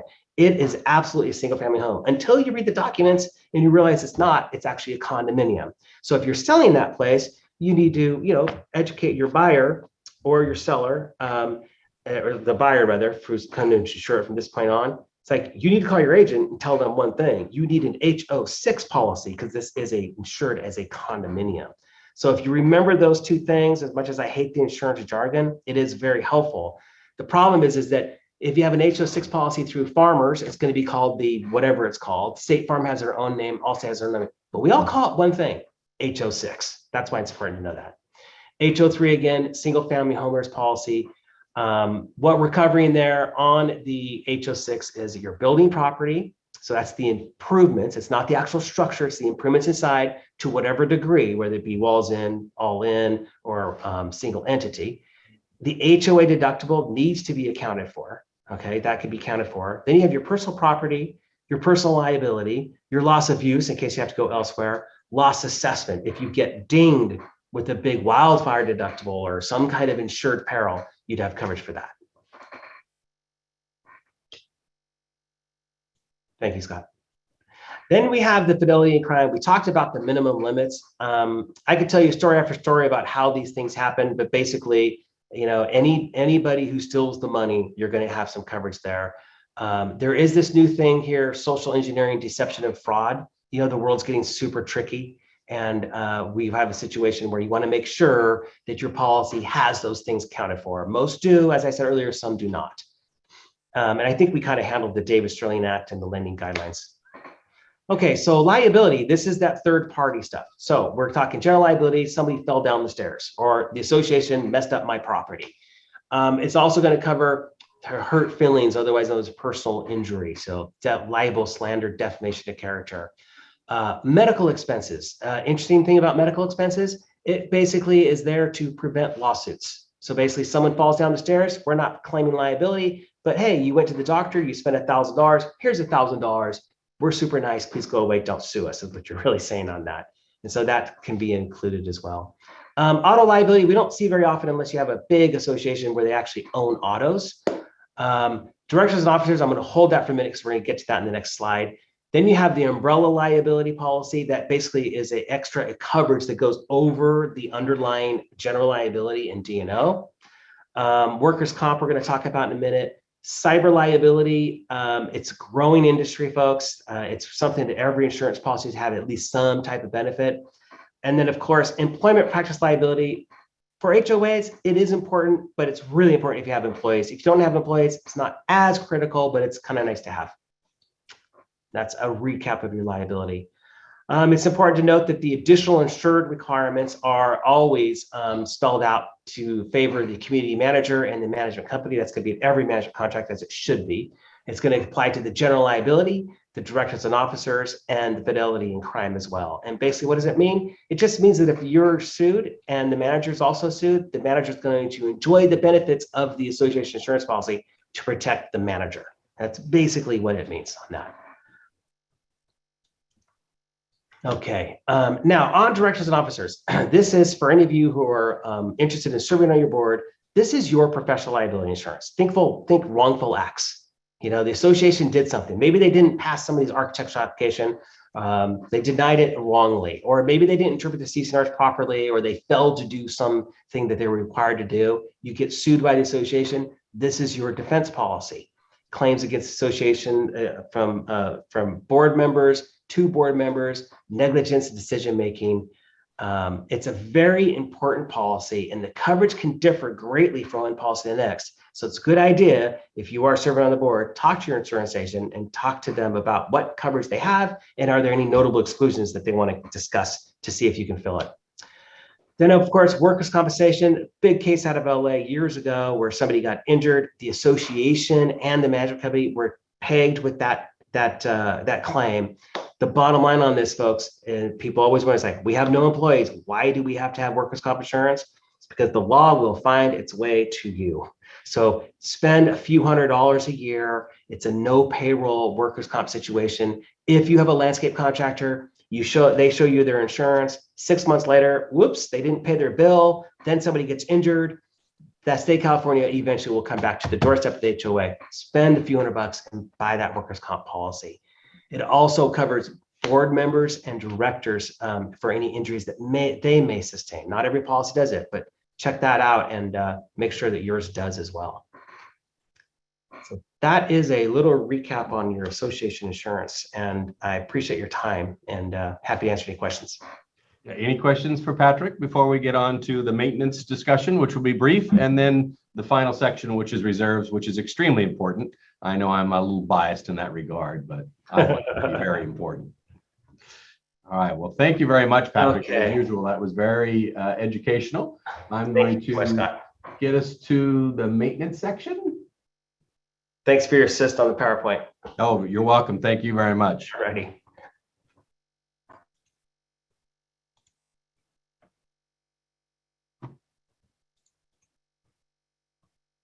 Okay.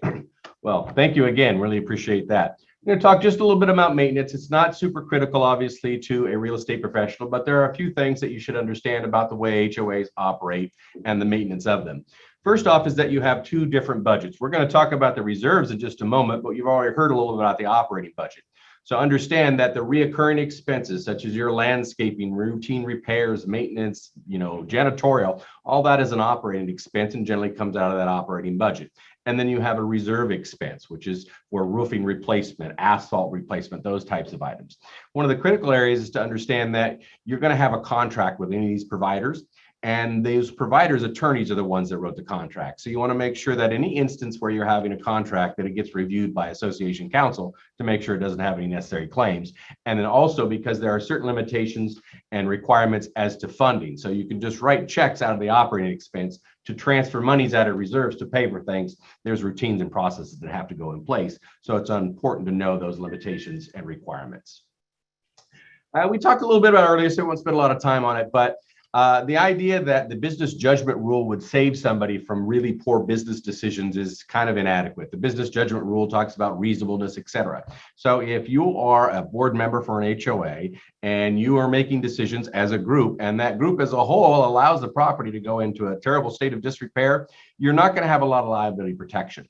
Consequential issues are going to come. They didn't spend a lot of time on piercing that rule, but the civil code is pretty basic, and all of the other codes as it relates to the operations of a corporation are very clear that the association has a fiduciary obligation to maintain the aesthetic integrity of the community so that, of course, it maintains its value to equals in the area. So with that, we're about ready to get started on reserves. I'll open it up for one more time for questions, and we're going to talk about the importance of reserves. Here is there any requirement for an HOA to do a termite inspection like how they often do, and so on that? There is not a requirement that they do a, quote, termite inspection. The civil code requires that the association maintain responsibility for maintaining it as it relates to wood destroying organisms. So by contrast, yes, at some point, it doesn't say specifically. So for instance, we're going to learn in a moment, the reserve study requires an on-site evaluation every 3 years. There is not that specific requirement for the pest inspection, but it's left up to the board of directors. So there are some things that are discretionary. So for instance, a board is not required to have fumigation. I can tell you about half our clients will fumigate their properties on some kind of cycle, 10, 15, 20 years on the long side. Other associations just treat locally as necessary. So sometimes they'll get a need, typically with an escrow, in order to get a termite clearance. So they'll come out and treat locally. Again, it's full discretion to the board on how they want to do that. As a matter of fact, we didn't get into the nutty details, but that was one of the critical cases in the case law. Many years ago, there was a situation where a member didn't like the fact that they were going to do a fumigation. They wanted to do orange oil, et cetera. And so they went through a big litigation process. And again, on that deference rule, the court determined that the board has the responsibility and the authority to determine how they're going to rid themselves of those specific termites. So whether it be local treatment, a complete fumigation, et cetera, the methodology to such they leave to the board as deference. So I hope that answers your question. All right, I'm showing 10:51. We're just a couple of minutes ahead of schedule, so I'm going to start on the reserve portion. Now, the reserve study is made up of two parts, equally important. You've got the physical analysis, which of course is the components that are available at the property. So how many roofs do they have? Do they have amenities such as pools, spas, et cetera? So the physical analysis is going to be determining what assets they have and their physical condition, such as the life expectancy, et cetera. And then you have the financial analysis is, okay, we know what assets we have. How long are they going to replace? So when will we anticipate these expenditures and how much those expenditures might be? And then, of course, what are we going to have to put away over time in order to meet those expenditures as they come out? And we'll have a number of diagrams and graphs to show you what a reserve study will look like, although, of course, there's no set template for what a reserve study would have. So it has multiple parts. The most important probably we would call the component inventory, which will stay relatively stable from year to year because you have the roof. It doesn't expand, it doesn't go shrink, it's the same size roof. Now you may replace it, so at some point in time, you will adjust the condition assessment from an old aging roof to a brand new roof, but the fact is your roof is not gonna change much in time. as far as its size. And as the condition assessment would attain, it will change literally yearly. It'll be another year old. Some items a year doesn't make much difference, right? Stuff lasts 30, 40 years in some instances. Other things only last 2, 3, or 4 years. So a 1-year change may have a change in its condition assessment. But that's what the physical analysis is designed to take, is to reevaluate the component's condition. Because again, we were there 3 years ago. We'll talk about that. But things can change not as anticipated. They can degrade a little bit sooner than anticipated. They could have good maintenance and last longer than anticipated. So that's why it needs to be reevaluated on that cycle. And then of course, the life and valuation estimates will change year to year. And boy, has that been never more present than this year as we talk about inflation. So inflation over the last, I'll just say 30 years that I've been following it, has been relatively stable. We're going to talk about some interest rates, but I know this is on the tip of every consumer's tongue now is, all right, what is it going to cost me now? We've had what we call hyperinflation. That has been especially true in the construction trades because it involves many things. It involves raw materials, sometimes commodities, which have spiked over the last couple of years due to the supply chain issues. And then you have other issues which come with labor shortages, transportation, et cetera. So most of the construction costs have outpaced that 8.5 inflation that we hear on the news every night. We've got instances like concrete has increased about 33%. We have some structural elements, the larger timber, you know, the 6x8s, not little 2x4s, but larger frame timber, which is a little bit more difficult to get. Those have increased by some instances over 50%.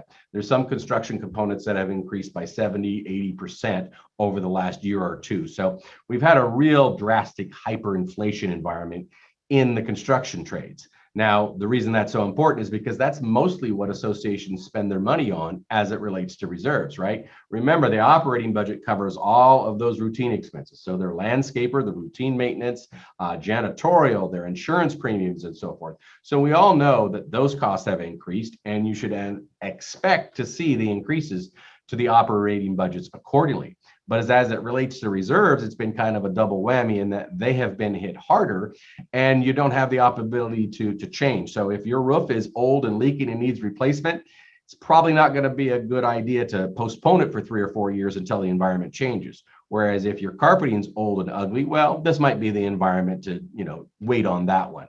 So there are a number of issues that you have some discretion on, and then a number of issues that you're just going to have to, as I say, pay the piper based on the current evaluations. As we talk about moving forward, well, what's a good inflation rate moving forward?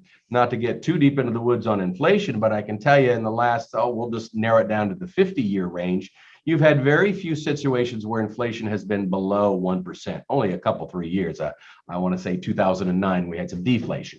In the most instances, it's between 2 and 3.5%. I think there's only been about a half a dozen times where it's either below 2% or above 3.5%. And many of those have been recently because we've had low inflation since, I'll say, the early 2010s. It's been under 2% for several years now. Our company specifically uses a rolling 10 of the CPI, and that currently is still at 1.7. Next year, when we throw in that 8% number to balloon it up, it'll get much higher. So the idea is, what are we going to use? Well, there are several numbers that are, quote, reasonable.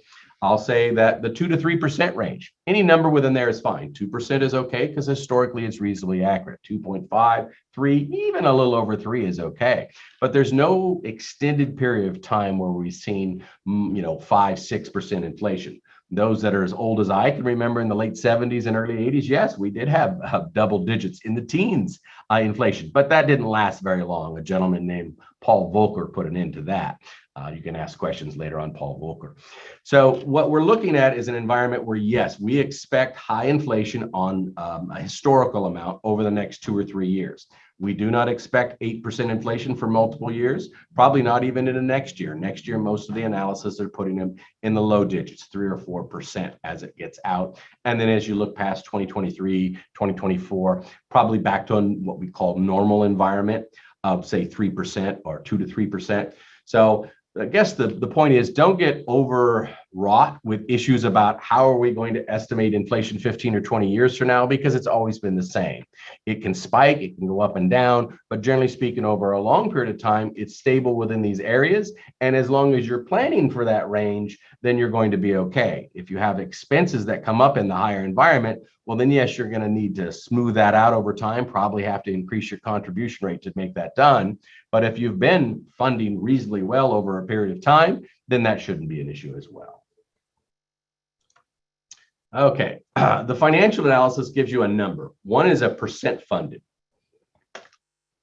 And that percent funded is a term to give you your status. Generally, where are we? The other is a funding plan. So, okay, what do we need to do from this point forward? So the percent funded tells you where you are. So most people understand percentages. So 90% is pretty good, right? And 5% is pretty bad. So anywhere in between, you can make your own judgment. We're going to talk about some specifics, how to evaluate those. Then the other important is, all right, well, I know where we are right now, but what are we going to have to do in the future? Karen alluded to this. If you have an association that has a history of poorly funded reserves, and they also, of course, now are going to scrimp on their maintenance budget, well, what happens at a point in time, we'll just say year 25 or 30 of the property's existence, you can no longer do that. There's just things that have to be done in order to maintain the property for functionality and safety, et cetera. And at that point, you're going to start to spend money and you're going to need to increase those assessments. And that's where the risk of special assessments or drastic increases to the regular assessments come into play. And I have a slide or two a little bit later that will address that. So essentially, the reserve study is, what's the association responsible for? How much of it's there? What condition do they have? How long does this stuff last? How's it going to cost to replace it? What's our current status? Where are we at? And then the most important aspect, how do we fund for the future to make sure that we maintain the community in a vibrant manner? There are three types of studies that you'll hear about in the industry. One is a full study. As the name would imply, it includes everything. So the individual will go out to the property, they'll identify the major components, they'll create an inventory, as you will, of those components, their quantities, they'll condition assess all of the items, give them a life and evaluation, and of course, how much it's going to cost to replace, and then produce funding plans based on that information. The update with site visit. This is the one that is most common, because if you have a full study, then in the future, you only have to update with a site visit, because again, you've already got your inventory of components. You just need to go reevaluate that. So it includes the site visit, the component inventory. Again, they verify that it's still there. They don't recreate it, the life and evaluations, and of course, a funding plan. And then they have what's known as an update without site visit, often called a desk consult or a number 3. But that is, they're simply taking new information. So they update, for instance, how much money you have in your beginning balance, what your current contribution rate is, what your liabilities are, and they create a new funding plan. Now, these are done typically in the years between the site visits, because as our next slide will show you, the Civil Code requires that you conduct a visual inspection at least once every 3 years, and that you review the study annually. You also have to provide a funding plan adopted each year. So we ask this question is, how do you provide a funding plan without a reserve study? The answer is you don't. You need a reserve study in order to create a funding plan, because the reserve study will give you a component replacement schedule, anticipating when you're going to need those monies. So then you can anticipate how much to put away over time. So legally speaking, it's absolutely in code that you have to have a visual inspection at least once every 3 years. The provided funding plan on a fiscal year on an annual basis is usually followed, but it can be followed by anybody. So if you have a member or management, which is pretty good with Excel spreadsheets, they can create a funding plan and give you that information, because again, it doesn't require quite the evaluation process, but it is required to be done every year. Here is your favorite form. Now, I know that's a surprise, because this might be the first time you're seeing this form. But this is your favorite form. This was created by the real estate lobby many years ago to protect the industry from what, well, I guess it's known in your profession, and as I mentioned, I'm a recovering realtor, is a commissionectomy. Yeah, the removal of a commission. Yeah, they do it without anesthetic. It's really terrible. It's awful. So they put together this form that makes it virtually impossible to sue a real estate professional for the financial condition of an HOA, because, well, you were told. So look at this information. The first one, okay, the current assessments are X, fill in the blank, and at that amount, so much is going to the reserve contribution. Number two, are there any special assessments that are approved? Yes or no? If it's yes, okay, fill it in when they're supposed to be due and how much. If no, okay, we can write no. Number three, are we okay for the next 30 years? Well, obviously, if you say no, that's a problem. If you say yes, people say, okay, good, we're fine, assuming, of course, you're following a funding plan. But it's no longer okay to not know. So you see number four, all right, if number three is no, if you don't have enough based on your current funding plan, then again, you need to tell me very specifically how much and when these special assessments are going to be due for the next 30 years. And then they have forms to show if you've adopted a budget as full funding versus non-full funding. So these are different methodologies. I won't bore you with the details, but if you have this piece of document in the file, it is virtually impossible to sue a real estate professional or, quite frankly, a board of directors for the financial condition of the HOA because, of course, you knew before you purchased in there. So that's why this form was created. This specific form is in the Civil Code, as you see, 5570, so that it's completed and is supposed to be attached to every fiscal year's budget, which, of course, is annually. Other disclosures we'll have is the funding plan. Again, you have to disclose the membership, what funding plan you've chosen. We'll talk about what they can choose and what their obligations are, but whatever they've chosen, it's fine. Civil Code allows for that. They just have to show them specifically the plan.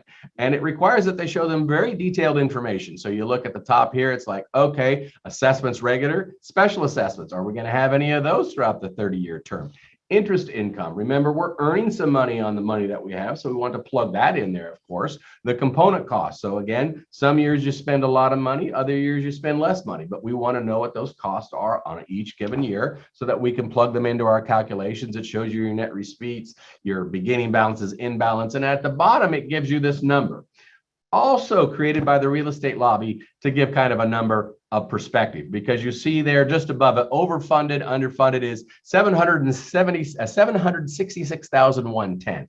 What does that mean to me? Oh, for you, sir, that means 13,209. That's the negative equity that was put into that property at this point in time. So all the money that they should have versus all the money that they do have has a negative equity or liability of $766,000. And if you divide that by the 58 units, it's $13,000. Now, this information is required specifically in the Civil Code to be broken down that specific so that an individual unit owner doesn't have to have a calculator with them to find out what their portion of $766,000 is. So you can see the information is detailed on purpose. And it's given to you in multiple ways. So here's a summary. Also, one of the things required to be part of the reserve study and part of your disclosure documents. And you see it has the basic information. So the assumptions at the top, just our fiscal year, that inflation factor that we were just talking about, the interest that we're earning, again, how much was it going to be, your beginning balance, and the divisible number, the number of units. Okay, that's terrific. Then this next group down, let's talk about the reserve contribution, just the reserve contribution. So the amount budgeted for the association, currently you see it's $58.50. It works out to about $100 per month per unit. Now, the recommendation of the reserve analyst, based on their analysis of everything, is that needs to increase to $83, which would be $143 per unit. Keep your calculators in your hands. It's $42.77 per month per unit that we need to increase. Okay, nobody's going to like that, but that's the number. That's the way it is. The percentage in this increase happens to be 42%. Again, $42 on 100. Easy math, right? Good news, no special assessment for the 30-year period. So you see line item J, we've done through. No, there's no special assessment that we're going to be recommended. Okay, well, what about the future? Okay, here's a little bit more bad news. Line item K, future annual percentages, the next 2 years, again, this is a little dated, but you're going to have another 42%. So you're going to have 42% increases in a 3-year period if you follow the recommendation. Okay, now how does that play into the overall assessment? Okay, so that's that last group down there. So the total amount that they have in assessments is this $30,000, which equals to about $521 per unit. Okay, which means in calculation numbers, they're putting 19% of their revenues into reserves, which again is an important number. We mentioned this a little while back, FHA and other lender guidelines. Specifically, FHA has 10%. So if you're less than 10%, that could be a problem. Once you're above that, you're great. So they seem to be pretty good. They're putting at least 20% in now or close to it. Should be good. Now, to facilitate what we're recommending is this $42, they're going to need to increase their assessments by 8.2%. Now, we've talked earlier, you heard Karen talk that the board, they can assess up to 20% on the regular assessments and 5% on a special assessment. So it's very important to know that our recommendations are going to be within the authority of the board or whether they're going to have to go to membership approval. So you see in this case, even though it's $42 and nobody's going to like it, the board has the authority to increase the assessments by this 8.2% in order to facilitate their recommendation. Now, as we all know, it's probably going to be more than 8%, particularly this year because their insurance went up, their water bill went up, cost of labor went up. So they might have to increase their assessments, 8, 10, 12, 13, who knows, whatever percentage to cover both of those. This just regulates to what it's going to cost to facilitate the reserve contribution. Then that next group down there, the overage deficit between the actual and the required, we talked about that just a moment ago, that's $766,000 and $13,209. Now, the reason it's in here and the reason it's in the summary is you guys. Yeah. As you know, you have a very good lobby. Hats off to Gov Hutchinson and the rest of the group up there. They understand what's necessary. So they put this information so that the real estate industry can do their job. So, and I'll go back to my real estate career, see if I still got it right. So what happens is you put people in your car, you drive them around for 6 weeks, show them 32,000 homes, and eventually they find one that they like. So they put an offer and then you go back and forth and negotiate the price. And then at some point you get acceptance on that home. And then once you get acceptance, well, now comes this trove of documents, one of which, of course, is the reserve study. And the smart people look at this and they say, hey, you know what? It turns out that this HOA, all of us are underwater for $13,209. So now we have a number to work with. Now, I can tell you in a buyer's market, and I heard those existed. I would have to go back to the history books to find it, but I'm sure at some point in time, there's been a buyer's market. And in that environment, well, then the buyer would say, hey, I'd like some relief on that $13,209 on my purchase price. Now, if you're, say, again, in that buyer's market, which may exist again someday, and it's a divorce case, they got a lot of equity, but you might get some movement on that $13,000. On the other hand, if it's more of a seller's market and the individual is bankrupt and trying to get out of there before the bankruptcy court rolls over them, well, you're not going to get much at all on that $13,000. So the real important point for the real estate lobby is to know that that $13,000 exists, to disclose it and have it as part of the transaction. So if the environment says that there's going to be some relief on that, fine, the environment will dictate that. If the environment says, no, you're not going to get any relief on that, the price is the price, the environment will dictate that. The important point is that everybody involved in the process understood that and it's included so they couldn't come back later and say, I didn't know. Despite our powerful lobby group, as I mentioned, the California Association of Realtors is the best friend that the reserve industry has, and they do all of our lobbying to make sure that people are required to have reserve studies. Despite their work and our work in support of the California Association of Realtors, there's still a few exceptions to that. So anything that is commercially zoned is not required. Now, of course, in their own governing documents, they may have that kind of information, but by the state, they're not required to have a reserve study. So commercial, industrial are not required to have a reserve study. The other exclusion is if you don't have a common area, right? If you don't have any common area, there's nothing reserve replace. They also have an exclusion for small HOAs, so that if your gross receipts are more than double. So I'll just use an example. Let's say that you have $100,000 in income per year. If your reserve assets are less than $50,000, you don't need to have a reserve study. Because again, you've just got a small number of assets based on how much money you have coming in. So there's no worry that you'll ever be able to replace that because your operating income is over twice what your reserve assets would be. So based on that calculation, now that would generally apply to just small HOAs without a common area. If you're in a townhome situation, a condominium where they have shared amenities, that's most certainly not going to take place. But there are still some small HOAs that don't have gated streets that would qualify for that. The calculation methodology. We talked a little bit about this. I see another question. I'm going to give you Patrick's information real quick at the end of it. Did you say the assessment reserve funding disclosure include the HOA docs we request during the escrow process, or is this separate from when we ask the HOA? The HOA should have that as part of the document, and a little bit later I'll tell you about that specific document and how to make sure it's included in your transactions. The calculation methodology, and again, this is in the civil code, they call it accumulated depreciation. So see in the calculation, we've got a roof. It lasts 15 years and it costs, it's estimated 5 years life costs $20,000. So the annual cost is nothing more than the cost divided by the term. So the $20,000 divided by 15 years means that annually it's $1,333. So regardless of when you happen to replace that roof, you should be setting $1,333 a year aside for that. At this particular point in time, since it's a roof that's 10 years old, 2/3 through its life expectancy, you would simply multiply the time used, the 10 years, multiply it by that 1,333, and you come up with your fully funded balance, which is $13,033. So that's the accumulated depreciation. You don't need the full $20,000 right now because you're not expected to replace the roof for 5 more years. You see the water heater has the same calculation methodology. So we know that components, some last longer than others, and of course, some are more expensive than others. But at the end of the day, you'll have a total replacement cost. In this instance, it's $21,000, and you'll have an annual cost of $1,433. So these important numbers to look at because you want to have your contribution rate at or near that $1,433. If you're at or near there, you'll always be at or near the 100% or fully funded. If you fall much behind that, then of course it will get lower.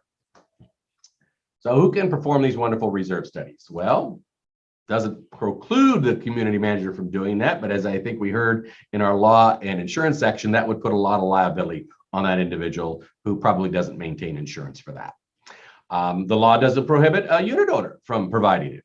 But the law does require that it be a thorough and diligent, reasonably prudent inspection. So don't know if Harry in Unit 3B is capable of doing that. And then again, as we discussed in the law and insurance section, since Harry in Unit 3B is not professionally trained and does not engage in this for money, the chances of him having insurance for that is probably nil. So who should you use? Well, you want to use a reserve specialist, somebody with a proper designation, and of course, the proper insurances to conduct that type of work. So we've got our site analysis. Now we want to look at that component inventory. So you see here, it's going to be done typically systemically or geographically, but you list your components, give some approximations on their quantities, life expectancies, and their cost. And this is kind of a quick all down and dirty what we can see. You also have a condition assessment. So if you hear a component, if you don't know what a central fugal pump is or some other item, generally speaking, they're going to have a more detailed condition assessment, which talks about the item, what its usage may be, and they'll often have a photograph as well. So now we want to look at our liabilities over the next 30-year period. So we talked a little bit earlier, we talked about that replacement schedule. That's what you need to create a reserve study and a funding plan. So you see here, it's mostly zeros because you don't replace them all the time. So the items that replace on a more frequent basis, you see these signs every couple of years, they're included where other items are mostly zeros. But at the bottom, you'll see it gives a running total of what's expected. So you see year one, it's $20,000 and it goes down to zero. That's a rarity, $123,000, it goes up and down. Now, the reason that this is important is that every building, doesn't matter its use, doesn't matter how it's built, at some point in time, it has a wow year. And that wow year is that the expected expenditures are just well above everything you've ever experienced. So you look at this early and you see 21,000, zero, the 123, 198, 140. Okay, yeah, we're spending $100,000 or so a year. And then let's roll out to 2031, we're spending 569. Yeah, that's the wow year. So that's really what you're saving for, right? So when people talk about how much do you have in reserves, well, you should always have a little bit of money. There's always routine expenses coming, but it's those big components that you want to save up for, because in this scenario here, if that year comes due and you don't have 569 to replace that very expensive component, well, special assessment is what you're probably going to be looking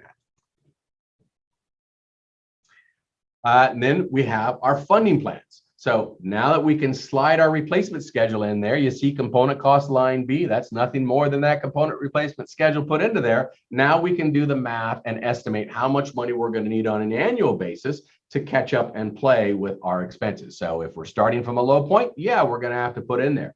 If we replace something and we've got a long period of time without huge expenditures, then that gives us a little bit of time to catch up. So having the expenditure schedule allows us to understand what we're going to need to put away on an annual basis to maintain that. And we talked earlier about it, but I want to drive this point home about what the boards can and can't do. So as you heard Karen talk about earlier, they have that 20% of the operating budget and 5% is special assessment. So in this hypothetical analysis, we'll say the operating budget's $90, reserve contribution is 10, we're at $100. All right, well, we can increase that by 20%, which is $20, right? That's a pretty big cut. Now, the other aspect is you can do this each and every year. So as you can tell, you would double in over 5 years. So let's say it starts at 100, then I go to 120, then I go to 144, then I go to 172, and now I'm at 212. So in less than 5 years, I've doubled my assessments. Now, we all know that inflation is high, but if your current operating budget is $90, well, the chances that it's going to go up to $200 in the next 4 years is probably relatively low. It might go up to, I don't know, 100, 110, 120. That would be extraordinarily high inflation over a long period of time. But you can go up to that 200 in that period of time. So if the need is to catch up on reserve funding, the civil code gives the authority to the board. It's just, of course, many are reluctant to take those drastic measures. They also give that 5%, and those are good, but it's a relatively small amount. So just in this calculation, you see here, the total assessments are $100 per year. Okay, that would be $1,200 per year. All right, what's 5% of that? 5 by 12 is 60. Okay, $600.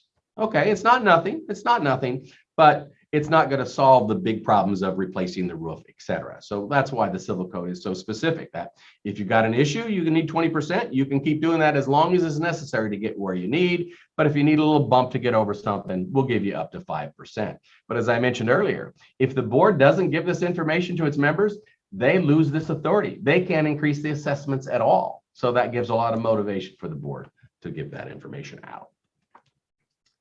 All right. Everybody loves this place. Never raises dues vistas, right? Everybody loves it. I don't want to raise dues. And by the way, people run on this, right? People run for the board of directors and I'll never raise dues, right? And it's very popular. So unfortunately, sometimes these people win these elections. So I'd like to show you in mathematical terms what happens to never raises dues vistas. So in year one, you see the total assessments are $100, that 90 operating and $10 reserve contribution. This is before Mr. I never raised dues got on the board. So of course, they adopted a budget that was necessary to facilitate their needs. And then a year goes by and they have another new budget and inflation has come up. And in this case, it's 3%, right? So we have our operating expenses that went up to $92.40 and our reserve contribution recommendation went up to $10.60. And so I don't know how many of you have experience with HOAs, but I want you to imagine something for just a second. So imagine what happens to an HOA that stops paying its landscapers. Okay. And then imagine an HOA that stops paying its insurance premium. Okay. And then I guess the last one, imagine an association stops paying its water bill. Do you know what happens to that association? The same thing that would happen at your own home, right? They stop cutting your lawn, they cancel your insurance, and they shut your water off. So that's not very popular with the association membership. So of course, what the association does is they pay those bills. They keep the landscapers coming, they keep the water flowing, and they keep their insurance because again, it's required by law and lenders. But remember, they only had $100 to start with, and Mr. I never raised dues is on the board. So they stay with that $100. So of course, they're going to pay the $92.40 of the operating budget because there's big ramifications for not doing that. So what they do with their reserve contribution, no longer are they putting in the $10 they were, or the $10.60 was recommended. Now they're down to $8.60. And I guess that's okay for a year, but what happens the next year? You see what happens is inflation continues to rise. They keep their assessments level because everybody loves that, never raise dues vistas.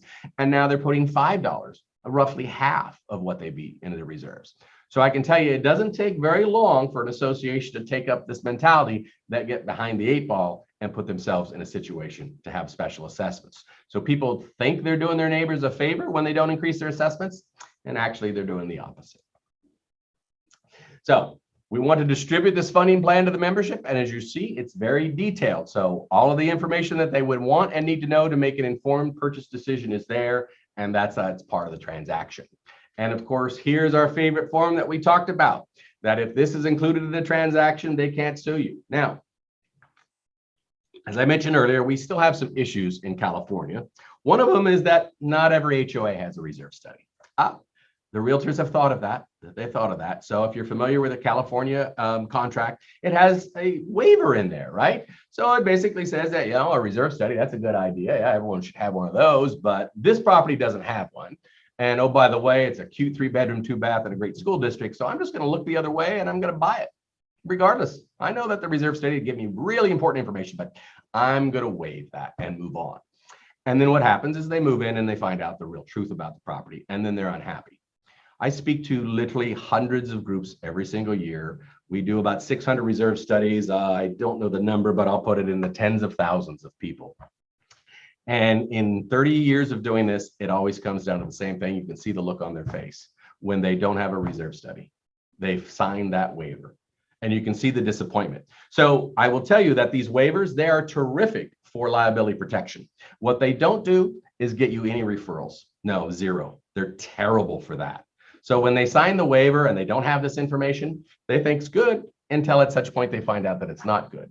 And then it comes back. So if you're not hearing from some of these people that you haven't given this form to, that might be the case, is now they're finding out the information that they thought they knew. Now, I've had many of these associations that see special assessments, increases, et cetera, and they're fine with that. They built it into the process. It's when they get surprised, these surprise assessments, as we'll call them, that's when they're disappointed, and that's when they take it on the realtor. So as an ex-realtor, don't let that happen. Don't let some non-compliant HOA steal your future business. They're required by law to have the reserve study. You're going to get a notice to the replay of this program, and in it is going to be the entire Davis-Sterling Act that we've talked about, section 4000 all the way through.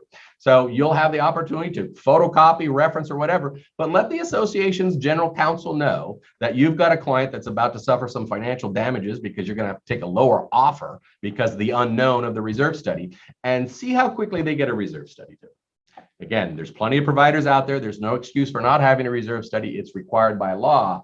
So generally speaking, when you let the counsel know that you've got a client, which happens to be a member, that's going to be financially damaged by the lack of their compliance, you usually get a better rate of compliance. So with that, again, let's talk about what we should do as real estate professionals. One is make an effort to ensure your clients have copies of all the important documents. Now, that doesn't mean that they have to interpret them. That doesn't mean that you specifically go get those documents.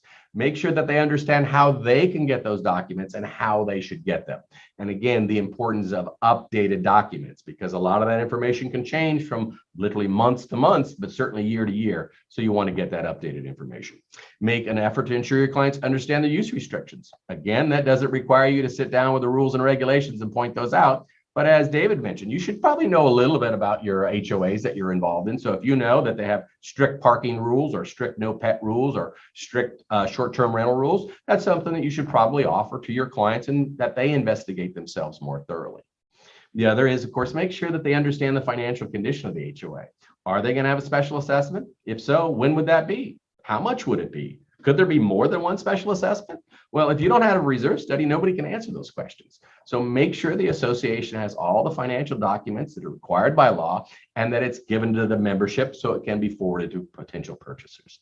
And the last and certainly not least is make sure that they're properly insured. As Patrick talked about, there's a lot of different needs, a lot of different regulations that have to be complied with, and sometimes you can have the wrong product. So it's very important to work with a professional who understands that. And again, my final plug, if you're looking for people to give you some advice on this, cai.oc.org. That's our website. We have lots of individuals. We have lots of, by the way, CAI has the largest library of information available to homeowners. So if you're looking for information on HOAs, by all means, dial us up, cai.oc. With that, I've got a couple of questions I want to get to. Patrick Penderville's phone number. I will get that to you, but I can tell you he's on cai.oc.org. It's Penderville Insurance Agency, so you can look him up there, but I will put it in before I leave here. And not sure he missed the homeowner disclosure request during the escrow process. I think I addressed that, but yes, it should be in the HOA package. If they do not have a reserve study, that form won't be complete. I don't know any reserve professional who will complete that form without a current reserve study because, of course, current. So if you do not see that in the process from escrow or either the HOA, then you need to ask the HOA, one, where the reserve study is and where that form is, because they're literally required by law to distribute it annually. With that, I think that answers the questions. I'll be here for a couple more minutes. We had till 11:30. So if you have more questions, by all means, feel free to put them in. Otherwise, thank you all very much for your participation. I know that June is a very busy month for real estate professionals. So on a beautiful day like today that you spent your time listening to HOA information is very gratifying. So thank you very much for that.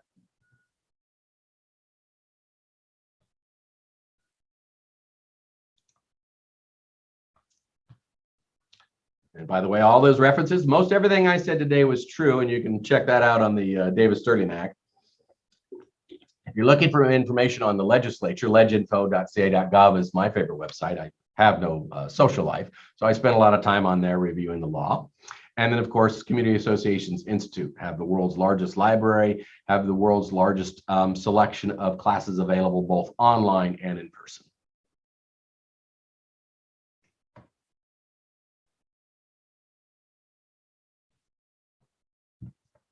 Again, you should all get your link to the Davis-Sterling Act with your other information.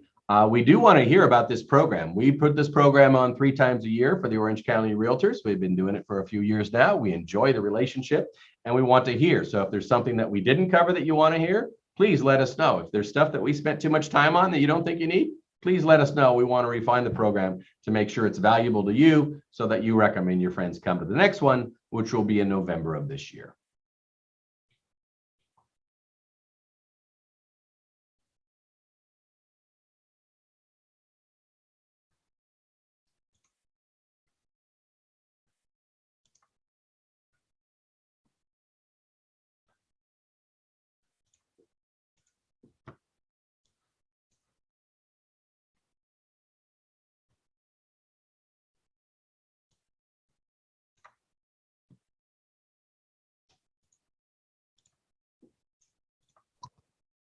Thank you, Scott. Just want to double check that you did get all the questions in the Q&A. Yeah, I'm looking for Patrick's phone number for the nice people that asked. I thought I had. And we did actually get to create a link for that document you sent out. So we will Okay. be sending that out with the recording to everyone. Okay, great, great. Thank Yeah, you. I'm sorry, I don't have Patrick's information in front of me. I can tell you that he's all over the CAI Orange County website. So if you go to that, you can look up all of Patrick's information. I've known Patrick for a long time now, and he's one of the best in the industry. So by all means, look him up for your needs.